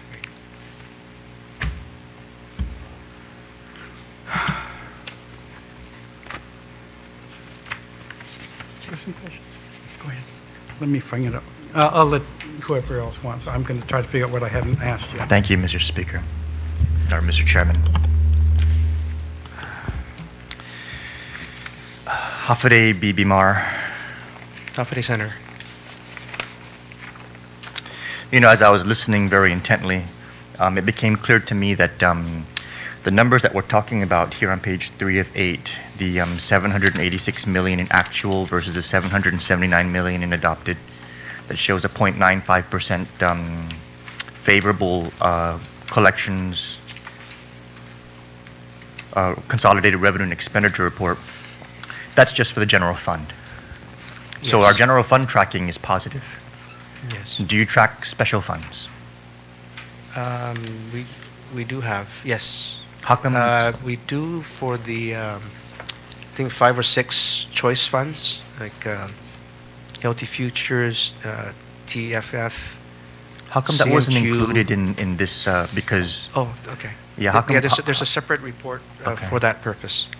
okay, The agenda asks for general fund. I see. Because yeah, in my just But you're right. initial observation, it looks like Yes. we finished the fiscal year positive. Right. But when I just look at the numbers alone for DOE not receiving 7 million of their allotment, UOG and GCC, I'm assuming the DOE is the TEFF, very impacted by the TEFF. Well, And not on this one here. This is OGF. No, I specifically. understand. Okay. But what I'm saying is that on the GF side, it's Right. showing that you guys are saying 7 million in excess of what we anticipated in that third column there, right on page 3 of 8, 0.95%. But just in the allotments to DOE, UOG, and GCC alone is actually 17 million. They haven't received $17 million worth of appropriations. Are you guys, are we on the same page here so far?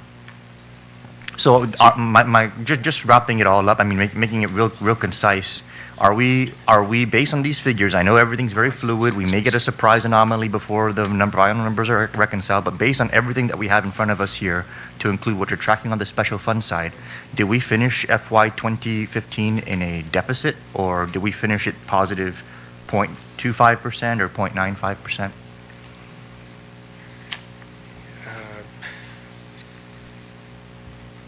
You're asking if we have a deficit or a surplus? Is that what your bottom line? Yeah. I can't say.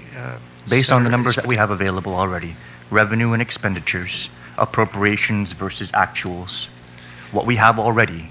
Well, if we're looking at the 1.9, that's a balance that's favorable on the right side. Page On general 3. fund, yes, but when you Yes. factor in the special fund shortfalls. Because I- in the end, it's just one I big don't know. bottom line. Did we No, meet that's the true. bottom line or did we not for the fiscal year? Okay, we're not able to say that at this point in time. Based on We what don't we have, have in right? front of us, we can say something. Did we meet the revenue? Did we have more revenue than expenditures or less based on all the information we Senator, already have There's available? over 100 special revenue funds that we have that has to be closed out. Of that, maybe 30 or 40 are used for the annual appropriation. The special funds, We don't have the data on that right now. We do have information we have as of 9:30. Okay, so just I'll make it very simple. I'll give you guys all the benefit of the doubt. Just based on what we have, are we positive or negative? And the response would be, we have to wait until the, No, not waiting for anything. Based on what you already have. and the response would, we have to wait until we get the official documents and from DOA. No, but I'm not asking for what you're waiting for. I'm asking for what you've already received. Based on what you've already received, what you already have in front of you, what you already know, or what you can at least already put onto a spreadsheet, is it positive or negative? I think on the general fund side, we're going to at least break even. Right, but I'm Yeah. asking about the whole picture Oh, the that you whole- guys have the whole- right now the in whole front of pie. you. You have the TEFF. You know that's short. Just factoring that in, does that take us into the negative? We have to wait for DOA. No, I don't want to wait. Then we have to wait for DOA. No, I want to know what you guys have in front We of you. cannot provide that information because we don't have the data. With what you do have. We have general fund information. With what you do have. With Which special is- funds and general fund which- information. And information we have now is general fund. You know, I need to make this very, very clear to the agency, okay? These financial shell games are getting very frustrating. Okay, I'm a very patient person, but to say we got to wait for DOA or DOA points to BBMAR and say we got to wait for BBMAR, I'm asking, well, based on what you have, is it positive or negative? Don't tell me you have to wait for DOA. Based on what you already have, is it positive or negative? Mr. Director.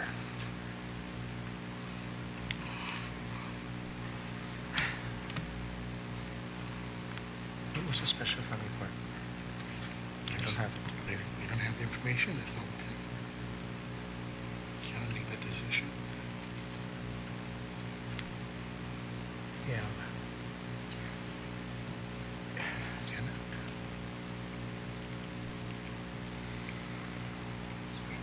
I'd have to get back to you, Senator, on that one. I'm not. No, you know, I've been here for not too long. But the general fund But for if, sure. if I right could, here. if I could have $1 for all the time somebody who was asked about numbers told me I'll have to get back to you or I got to wait for somebody else, I'd be a very rich man right now. Just $1. I mean, I've heard that so many times. So based on what you have and what you already have, and I mean, the easiest answer, you know, is just say we're positive if it's true, and if it's not true, then say we're negative. But we need to understand where we are. So please, share with me, share with the committee, based on the information that you already have. And if you cannot make those kind of determinations based on the information that's already in front of you, then what's the whole point in all of this? Yeah, we cannot make that decision. The report that we have is a general fund report. Sure. And based on that, it's showing $1.9 million favorable. And based on what you know from the other reports that you have on the special funds, are you positive or negative when you factor all those figures into the equation? I would like to think it's positive, but I'd have to, take a look at those numbers as well. Because this report here is again, Senator, I know, it's frustrating, but these are still preliminary as well. It would be Even though- frustrating if I believed you guys. No, But it's already getting to the point from the various different financial heads that give me all kinds of different information or fail to, that there is an intent to just not be upfront. No, I wouldn't say that. It's just that, again, that is the truth. As far as these numbers are preliminary, and it's subject to change as we've been. So noting you it. have no idea whether we finish the year positive or negative. I You cannot can't- even make a statement to that fact. I can't make that comment.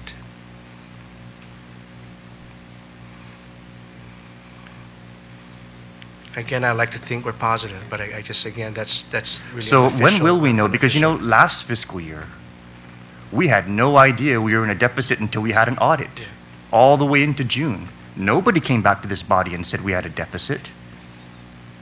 I know, and I was asked also on many occasions, and I didn't know myself. I just. So what's the That whole point? process. What's the whole point of all of these numbers and tracking all of this stuff if we can't even at any given point in time say, hey, by the way, how are we doing today? Are we positive or are we negative?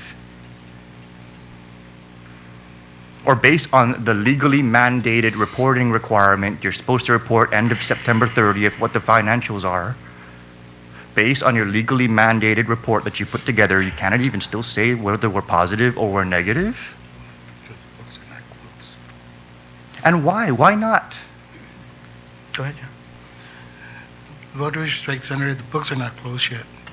And the official document is from DOA. And if you're asking us if there's going to be a positive or a deficit, that's beyond us. We have to wait until the official fiscal year is closed or the audit is completed to give you the answer. So what do we have BBMR tracking all this stuff for if we can never know? The tracking is based on seeing how well we do, but we don't know Yeah, it. but how do we even know when the numbers are Senator, not, that's we're a- waiting for the well, report or that's waiting a- for this, or hang on, you cannot even answer a question today, then But you're asking us for a process that's beyond our control. The So then what's system- so the then what's the accounting point? system is through What's DOA, the point it's of not with us. BBMR? What's the point of BBMR and the work that you do? If we cannot ask this kind of a question and get an answer, if the governor called you in tomorrow and said, BBMR, where are we in terms of what kind of cash we have? Can you answer the question or not?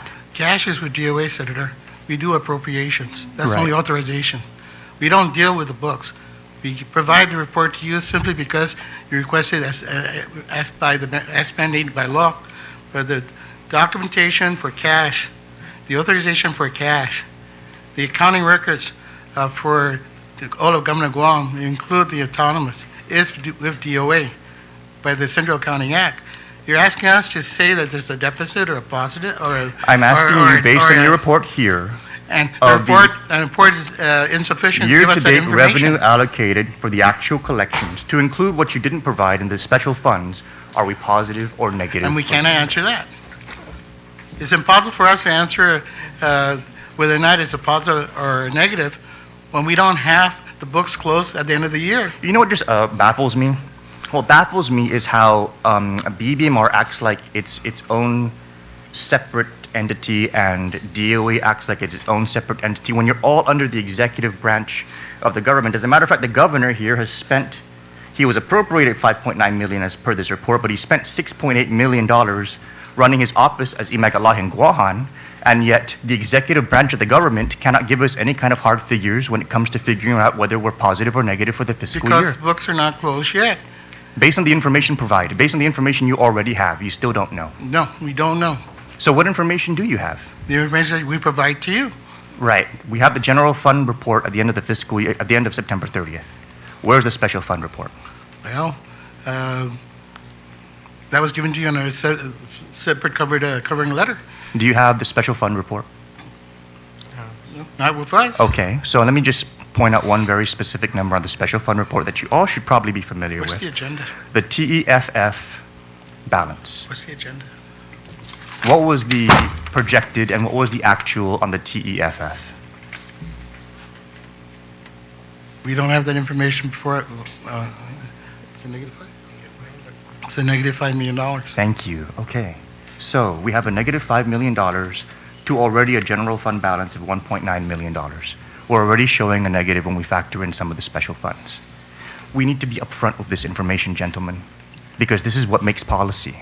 Next week, Tuesday, we're going to be talking about pay raises and whether or not they should be rolled back because we need the funds to make up for shortfalls. And the conversation should not be centered around personalities or how people feel about it. It needs to be centered around the fiscal realities. And if we can't get fiscal realities from our fiscal folks in the government, how are we going to make decisions here as a body for the betterment of the community and to fix the financial position of our government? If we're short $5 million on the TEF, and adding that back to the general fund already makes us short 2 or 3, we need to know those things. We don't need to be, and this is probably based on inexperience on my part or what, but I don't look at you guys as somebody that I need to trick into giving me information, or that, and I really don't understand why I feel like it's very difficult to get the facts. This is our island. Yours and mine, the governors and the legislatures. And if we're short, then we're short. And not talking about it isn't going to make it go away. And you guys understand this. You guys are numbers people. So the only way that we're going to be able to fix this is by being upfront with each other about it and then addressing it. And me, on my side as a policymaker, I'm making some very, very, very difficult position statements to try and get us into a fiscal situation that I think is going to be good for our families and our future. You know, Joey, when you got confirmed and your daughter testified, it really touched me. And one of the reasons why I voted yes on your confirmation was because I said, if this is a man who has a daughter who loves him that much that she's willing to sit here in front of all these strangers and do that for him, this is a man who's going to bend over backwards for his community and for his island and for the financials that we all need to depend on, because it's going to be for her and their future. And that's where I'm coming from, gentlemen. And I'm not going to speak for anybody else, but if we're going to get ourselves into a position where we're going to be able to build that future for our kids and not have these financial problems that I can remember headlines going all the way back to when I first learned how to read the newspaper that read very similar to some of the headlines that we see here today. I think I knew GNH before I knew ABC. And the only way we're going to get past that is if we're upfront of these figures and if we tackle them together and if we're bold enough and brave enough to do it. And all I'm asking, and I appreciate very much, I don't know your name, sir, but I very much appreciate you sharing the information with me. All I'm asking is just give us the numbers and let us work with the true and honest facts. Okay? Now, BJ, the Vice Speaker here, went through a whole series of disproving, and he's a very excellent attorney, obviously, because he was able to just disprove a lot of different misinformation that was floating around out there. And we can make choices as individuals whether or not we want to have to go through those kind of exercises, or whether or not we're going to just be upfront about where we stand right now in our government. And I guess I just wanted to make that statement, Mr. Vice Speaker, because we cannot keep doing this. We need to be upfront of the numbers, and we need to make decisions as a government, as a united government, executive and legislative branch, classified, agency, policymaker. We need to be all working together, because these are, in the end, these dollars and cents, these are not ours, these are the people's, and these are the future generations that are relying on us to make sound decisions with them today. Thank you, Mr. Vice Speaker.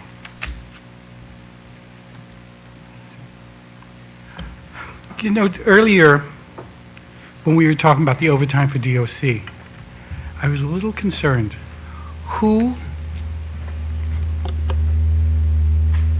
Whose responsibility is it to monitor and oversee overtime expenditures?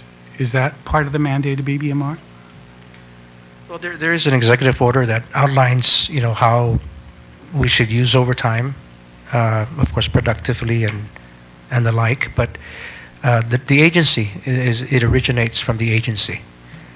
Based on their needs, based on how they handle their personnel, they will be the ones to formulate that plan if they have to go there.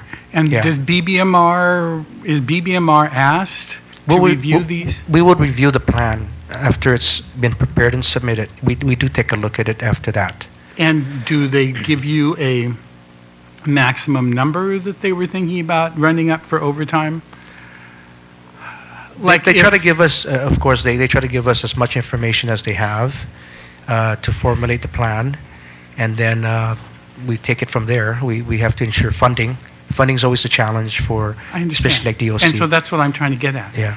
Do they give you an amount that says, we think we might run overtime to $3 million, say we're at GPD? Sometimes we get that in advance, sometimes we don't.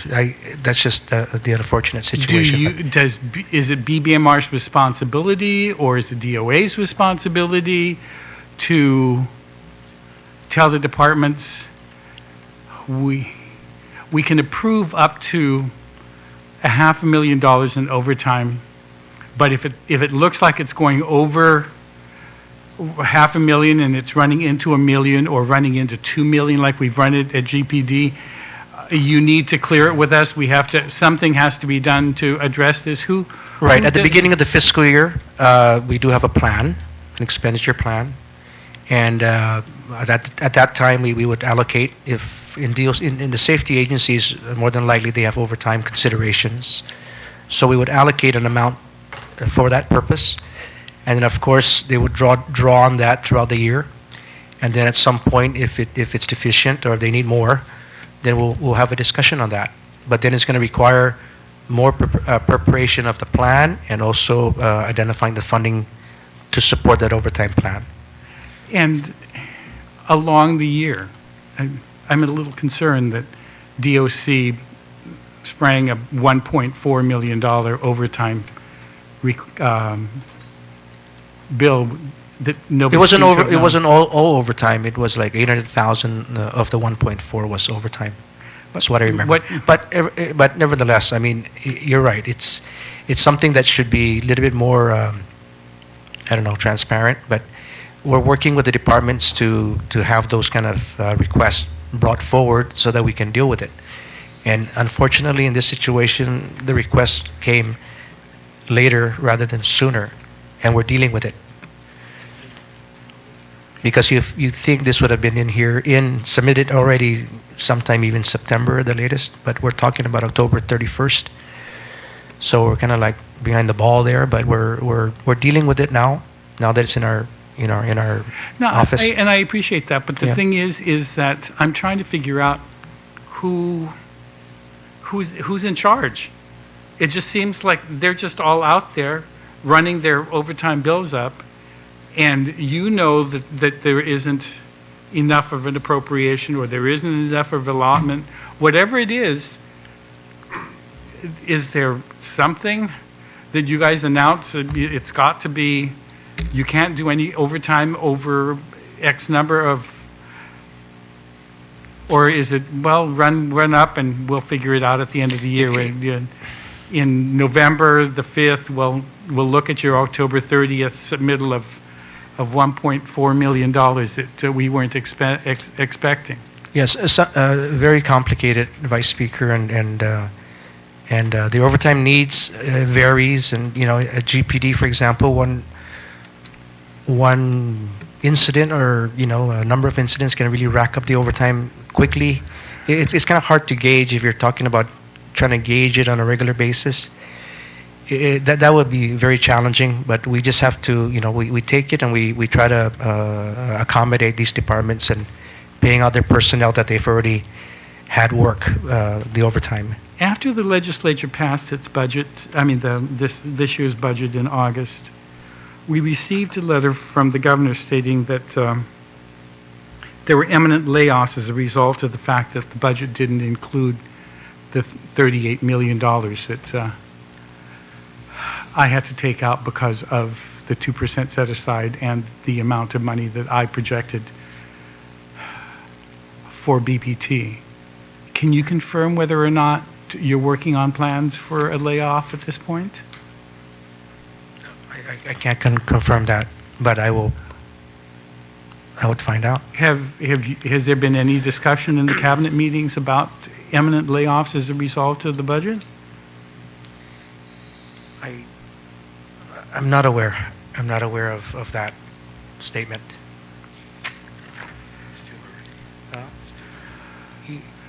Yeah, it's too early. There's potential for anything, but I haven't heard. I missed the last cabinet meeting. I was off island, so yeah. I made a FOIA request to BBMR asking how much was being held in reserve of several agencies, and I wanted to know what the reserve was. And maybe I was too technical by saying I wanted to know what the reserve was as of August the 15th, and the reserve was as of September the 15th. And I got a very curt response saying AS 400 does not put out reports dated August the 15th and September the 15th on reserves, so we can't answer that question.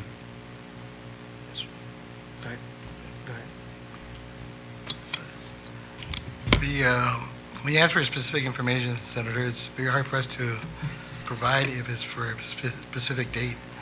And the way the system is set up is the information is provided once DOA has closed the period for the monthly period. Then we can go back and look at what transpired. By the time you answered, that request, put in the request, we're still closing out June. So that was. But it would seem to me your first circular for this year, 16-1, says there's a 15% reserve. Is that correct? We instructed the departments to set aside 15%. Yes. Is that 15% inclusive of GPD, DOC, GFD, DPW, and GVB? I think it was all agencies that are under the executive branch departments. So This is the initial, this is the starting of the fiscal year. We asked everybody to impose that 15% reserve. It's a management tool, we as we go along in the year, it for the most part, it's a management tool to control expenditures.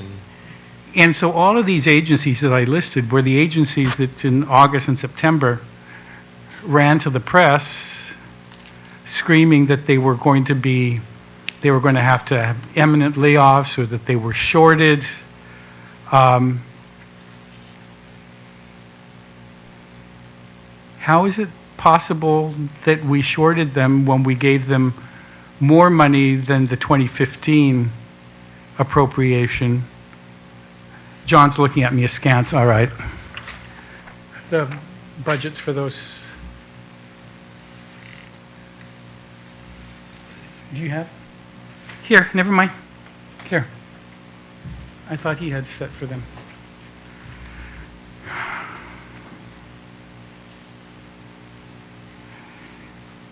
Not John. I want it with Mr. Calvo. I don't care about, I want the director to answer the questions. Those are the pages from the budget document. For each of those, can you read what the appropriation was for 15 and for 16 of each of those agencies? For 15, DPW is 18.5 million. And for For- 16? It's 18.9 million. Is 18.9 greater or less than 18.5? It's greater. The next agency. 34.7 GPD and 35.4. Is 35.4 greater or less? Absolutely greater. The next agency.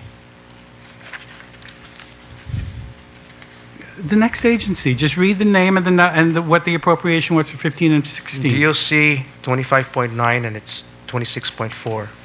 It's higher. Okay. Guam Fire 36 and 36.8. It's higher in 2016. GVB 21.2 and 21.2. The highlighted one, right? 21.2 and 21.2. The same amount. Same amount. And then this is a separate page. You want me to read it? The total for I think it's it's 1,079,000. Okay.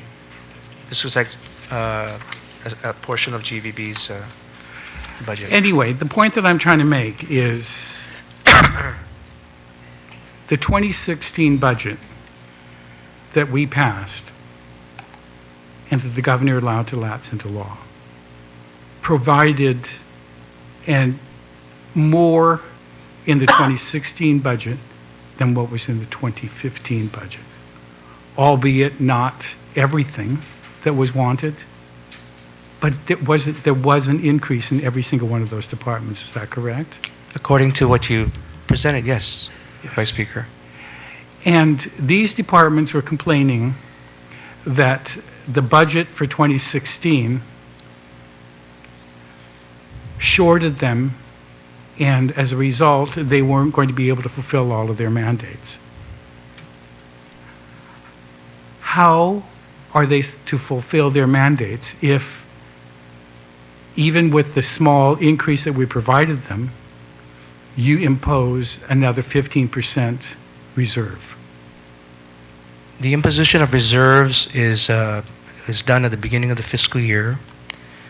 We monitor departmental expenditures. We work with them, and at some point, we do start if it's necessary. We do release some of those reserves. We don't. It's not absolute. It doesn't. We release actually most of them by year end. But again, it's a tool at the beginning of the year to monitor, to control, cost contain. Okay. We have a report. See, in the agenda here, one of the items in the agenda would be the reserves. And we do have a report that would show that even although we imposed a 15% general fund reserve at the onset of the year, we ended up maybe a little bit over 1 or 2% left. So it's not absolute. It's not a freeze on For their- each one of those agencies, how much of a reserve was left at the end of the fiscal year? Okay. Go ahead and no, but the report, the reserve report. Yeah, you have one too. Point it out to me. Oh, I'm sorry. Yeah. Bill will just read off the numbers in the report. This is a report, Vice Speaker, we shared with you in August when we were here. And so we've done updates to that. But that's just, again, an example of how we start the year at 15% and then it dwindles down as time goes on. And so did all of those agencies get their full appropriation for last year? For last year? Yeah, for 2015. Like we keep saying, is subject to change until such time closing. It's November the 4th. No, but the books are still open, Vice Speaker, and I know that's a very difficult thing to understand because even us, we struggle with that, but it is still happening. So what Bill can read off is, as of September 30th, there will be a number, but even that number it may not be final because again, the books are still open. Accounting is still posting expenditures. They've only gone up to maybe July or August. They still have all of September to post. So those are going to have an impact on any of the numbers we're talking about. So go ahead, Bill. I just have one question. You know that the report as of September 30th, Yes. although I understand the books are not closed yet, Yes, sir. the numbers are actually, would you say that they're pretty accurate and that the subsequent postings is what's going to make it more precise? Yes. But for discussion purposes, it's really pretty accurate. Well, and it's not going to swing it. That's just it. I don't know that. I can't honestly answer but that it based would on have your a 5-10%. Yeah, but you've been in this business for a long time. And have you seen the subsequent postings? I mean, just knock it out of the ballpark? Or did it just, I mean, those numbers probably get you into the ballpark. We just don't know which base it's going to be on. Yeah, that's a good way to say it. I don't expect it to Yeah. quadruple. Yes, you're right. I mean, it's Yeah, not. So I've been sitting here trying to listen, and just when I'm just about getting confident in the report, you come in, you kind of knock the chair from under that and say, but there's these subsequent postings and all that. But it just seems to me that the numbers that's being presented on that September 30th report, or that report that you have holding there, is really accurate enough for a discussion to be able to answer the questions that are being asked. I would like to think so, but again, we're being we're being held to the fire here, and we're being asked for specific numbers, and we have to say yes, and then it's just we're just unable to do that because even though the change is small, it's a change, and it puts us in a precarious situation too. I understand, but you think that those subsequent postings is going to come up in the millions? I mean, just, based on your can't experience, comment. you've been in this business for what, 30 years? I've been out of the business a long time myself, and Yeah, I know. I think I'm still out of the business, but John, you have Do you any still want comment? me to go through? Yeah, well, let's go down the list. Let me just go, because these departments that you are requesting is based on the FOIA departments that you've had Yeah. asked. So as of our FOIA response to you regarding the allotment reserves for the Guam Police Department, as of 9/30/2015, what we reported to you was $602,463 for general fund reserve, $21,264 for special fund reserve. So right. for GPD, But- Right, Can at I just the get end it? of the fiscal, at the close of the fiscal year, 9:30. 9/30, Right. you still held in reserve over $600,000 of their appropriation from last year. Is that what you're telling me? Well, no, this is what we reported to you. So as of now, based on our report, that has changed now from 602 to 598,030. I'm sorry, Bill, if you could just take it one step back, can you mention to the Vice Speaker what was the beginning reserve amount that we imposed? Oh, you want me to? Because that's I understand. Yeah. Well, no, this is it's fine, important. because I'm trying... No, but it's as- important. No, because what was asked earlier was, I think you mentioned it, Vice Speaker, that the 15% was like a hard number that we 15% for denied. next year. I'm just saying for this year that ended, let's make two different questions. For the year that just ended, tell me how much you have in reserve for GPD. Okay. Right.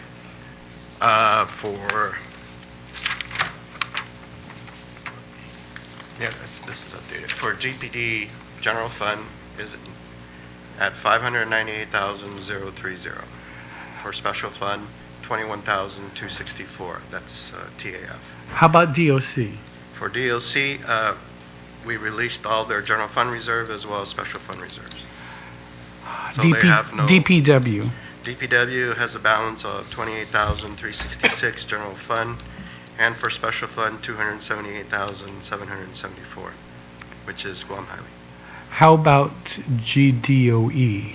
GDOE, we've released all general fund reserve. The only reserves that are held is Healthy Futures at 26, and TEF, the TEF reserve. I'm not sure what the amount is, 500 something. But how much are you holding in reserves for GVB? Well, let me check GDOE. I think I have GDOE's numbers. Okay. For GDOE, special fund is at 565,772. That's all that's being held in reserve from For last year's special appropriation? fund, yes. That is TEF at 539,019, and then the Healthy Futures at 27,000 something total. At 15,600, 2,760, and 8,393. And I'm going to have to get Senator Snickles to call in Department of Administration for an oversight if I'm going to find out why GDOE is reporting to me that they've not received about $7 or $9 million? Or can you give me an answer as to why you're showing that it's only 500 and they're showing that they haven't received? Oh, it's because we're only mandated to reserve 3%. We're following the mandate. We can only reserve 3% of their appropriation. And has any of you been made privy of their outstanding vendor payments? They're running $9 to $11 million in vendor payments that are 180 days over, or I mean more than 90. How could you still be holding any amount in reserve when they have that much in vendor payments outstanding? Mr. Director? You said this was 26,000 in Healthy Futures? Right. Okay, the reserves on the Healthy Futures, we just did a reconciliation a couple of days ago, and it's just a matter of executing now the release on that part. Okay, that's the 26,000. What's the other amount? The $500,000? The $500,000? Well, the $500,000 for TEF is that it just wasn't tracking. Okay, and so is there any Wasn't general tracking. fund that, But no, we haven't held no general fund reserves anymore. but We've if released they're, it if they're totally. saying that they're that's- 7 million, then Okay, that's Department of that's a cash. Administration. Yeah, that'll be a That's them. No, it's us, but it's it's a cash situation. But we collected more than we expected. Cash management. Cash management.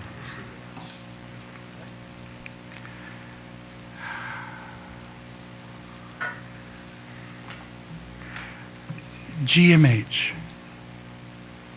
How much Everything for GMH has been released?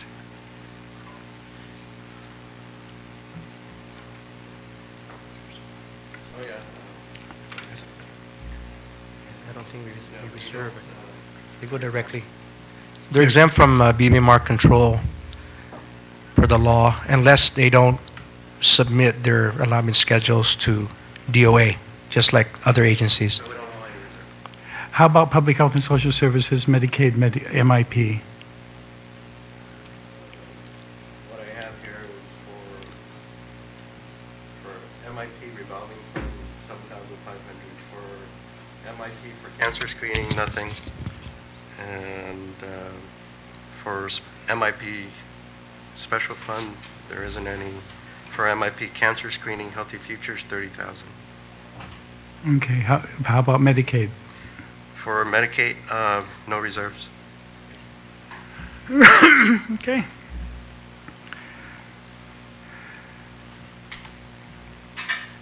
And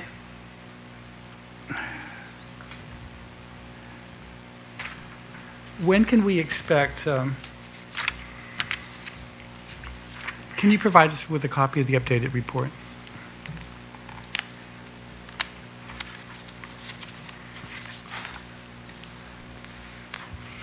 When can we see some cash infusion to GMH? Cash infusion? As I understand it from the news last night, and I know you don't watch the news on a daily basis, I unfortunately have no life, and so that's all I do. We don't have authority to. The front office said that they had to pay bonds and Debt service, maybe? debt service. Maybe debt service, I'm just guessing. Yeah, and so consequently, GMH has not received any. Has GMH received any of the subsidies that we provided for in the budget 1 month into the fiscal year? I know, okay, John, I know they were on schedule to get something I believe all the allotment schedule for GMH was released for 15. for 15. But no, for Then how about 16? 16, We haven't held any reserves. we haven't, yeah. Have you We're not- we're released? not- Have, we're- have, we're has, They're exempt from our allotment control Yeah. now. So it'd be By DOA, statute now. so it's DOA. yeah. No, GMH and GMH. I know GMH is working with the DOA on that particular point, Vice Speaker.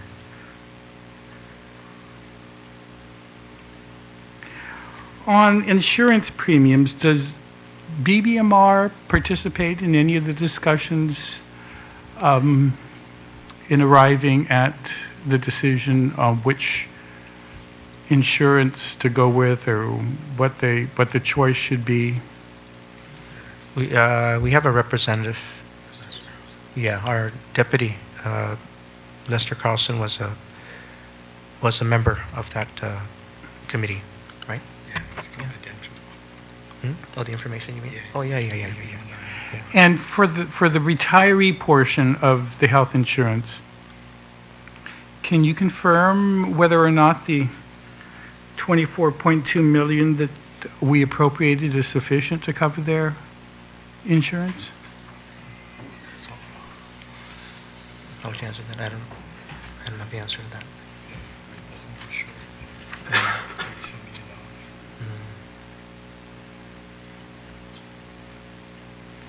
You're talking for 15, Vice Speaker? No, for 16. Oh, for 16. We appropriated 24.2 in the most recent Budget Act. Do you know if that is sufficient to cover their insurance premium for the year?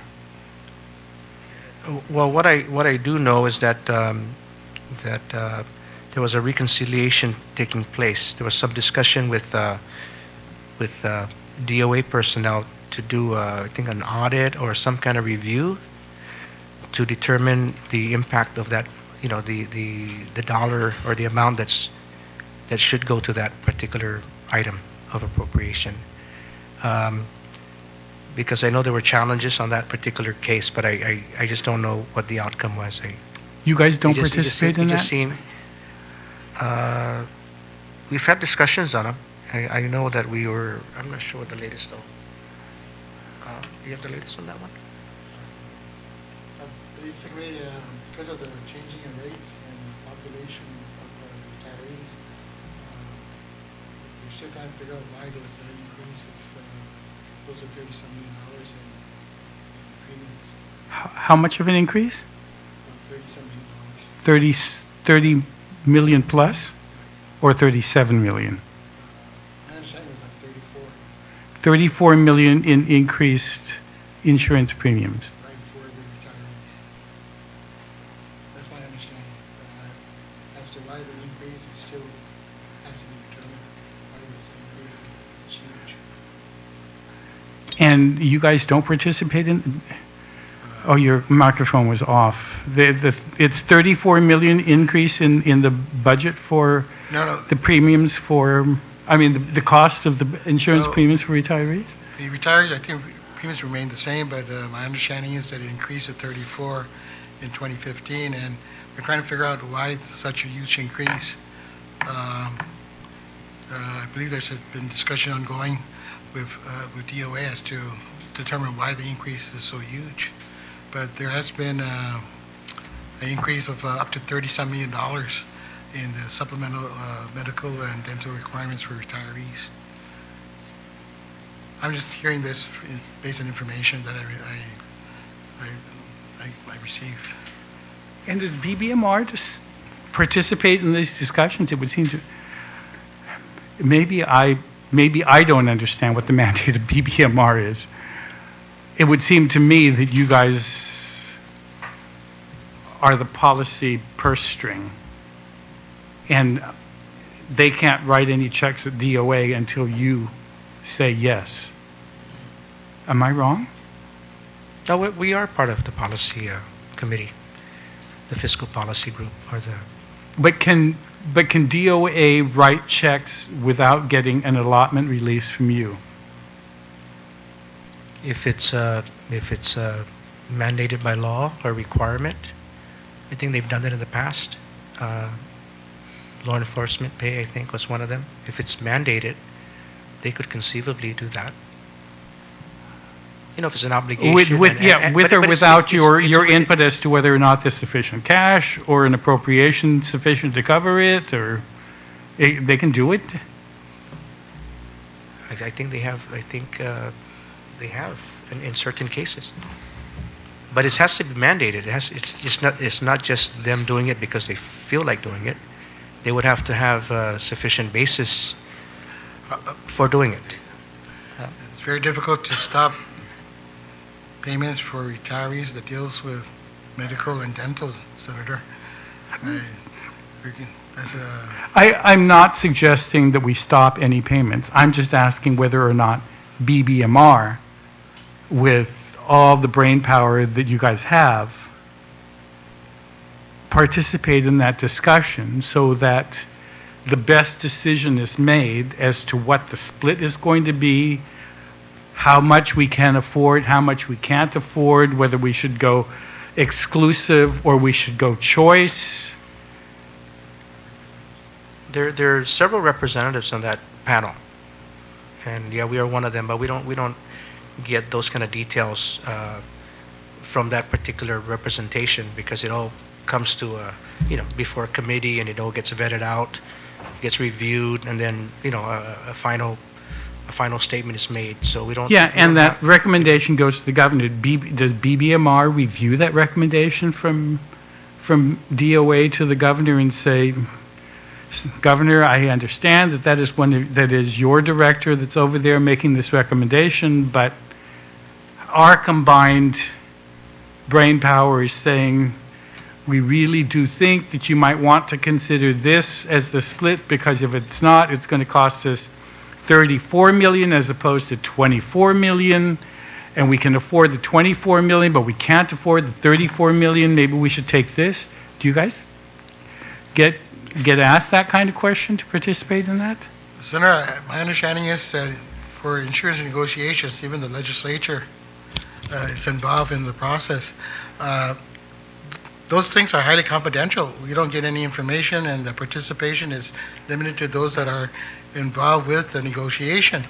I yes, understand we're- the negotiation gets to a certain point, but if memory serves me right, in the end, when the negotiating team finishes everything, the chairman, the director of administration, sends a letter to the governor and says, Governor, these are your choices. Does BBMR then come in and advise the governor, they've given you these three choices, sir, we believe that the choices should be ranked in this order because budgetary constraints.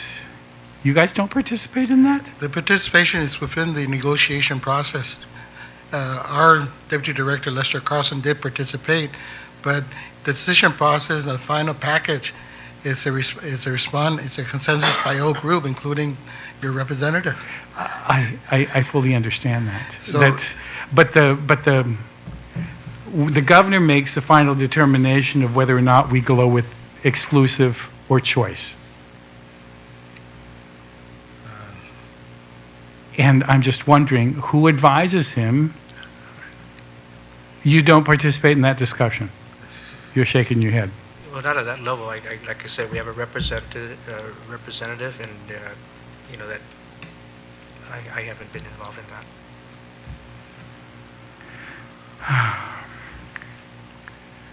The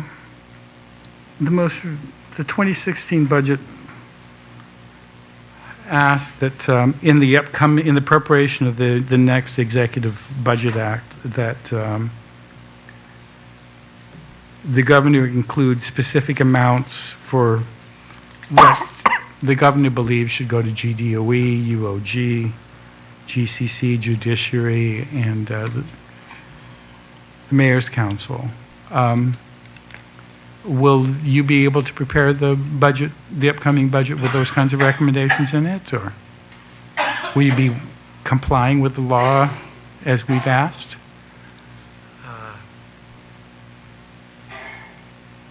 Can't say at this time, Senator.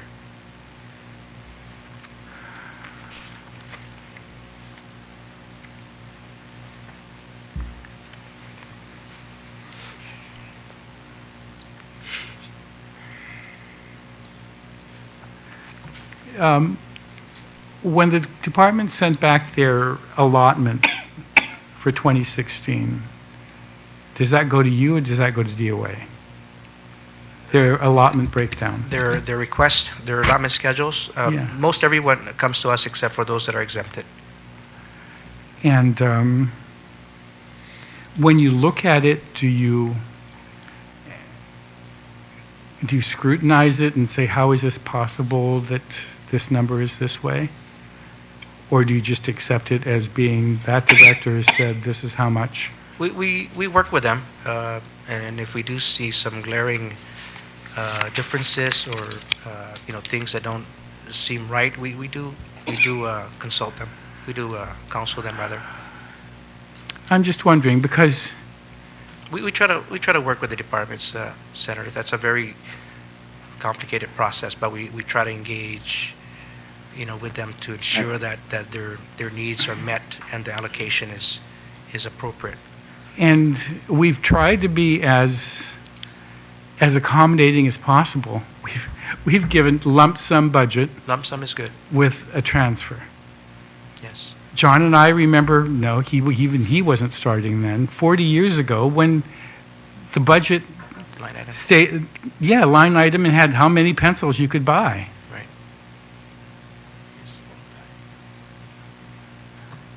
So I'm just trying to figure out, just off the top of my head, since the good chairman is sitting here, Chamorro Land Trust, did you look at their allotment breakdown?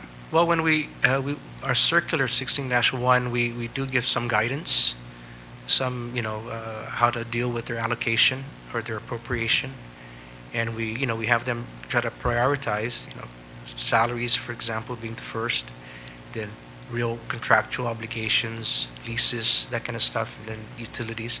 We try to give them guidance to to apportion the allotment to deal with those things in the order of priority. And do if that.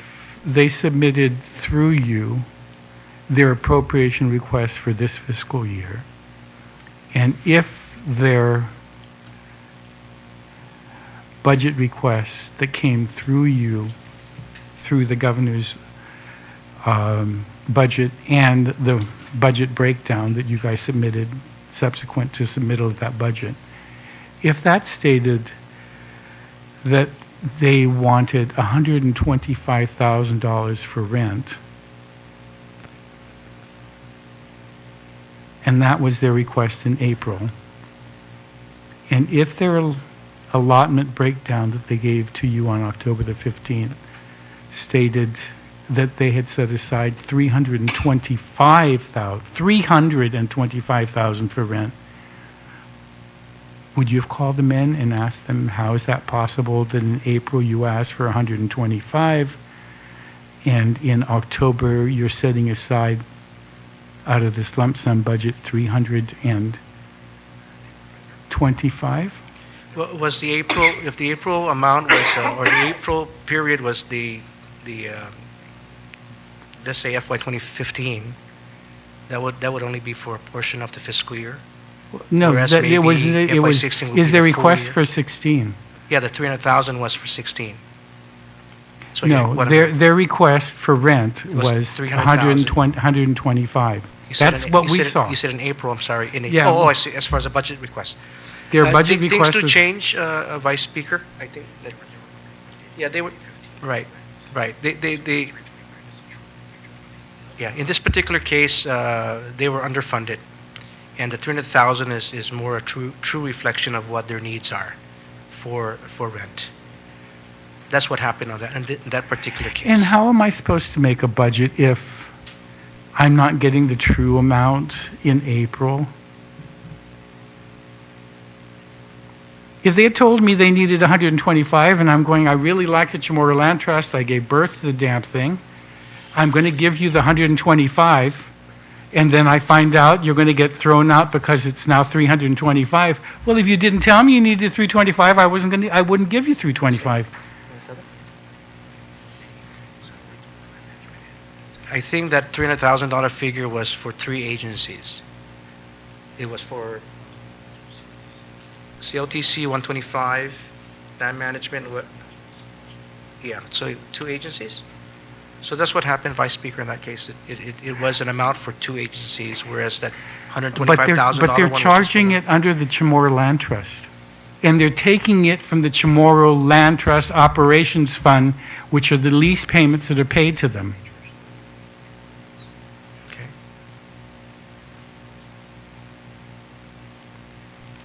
I'm glad the chairman is with me so he can hear it personally. No, but that's operational, right? Operational requirement. It still is appropriate, I would think, unless there's some I thought that the consolidation was supposed to result in savings.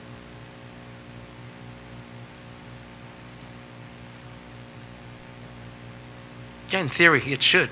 But in this case specifically, they were short. In theory, rent. their rent went from 20,000 at the beginning of this administration to 325 as of last week.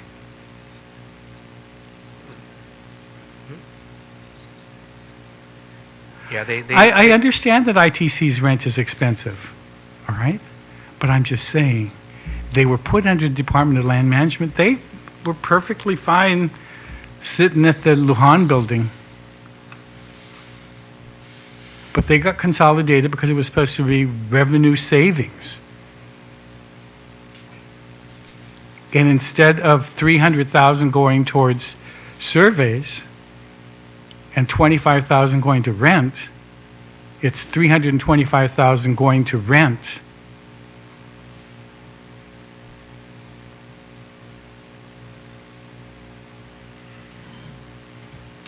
Do you have any questions? Do you? This meeting's adjourned. Thank you.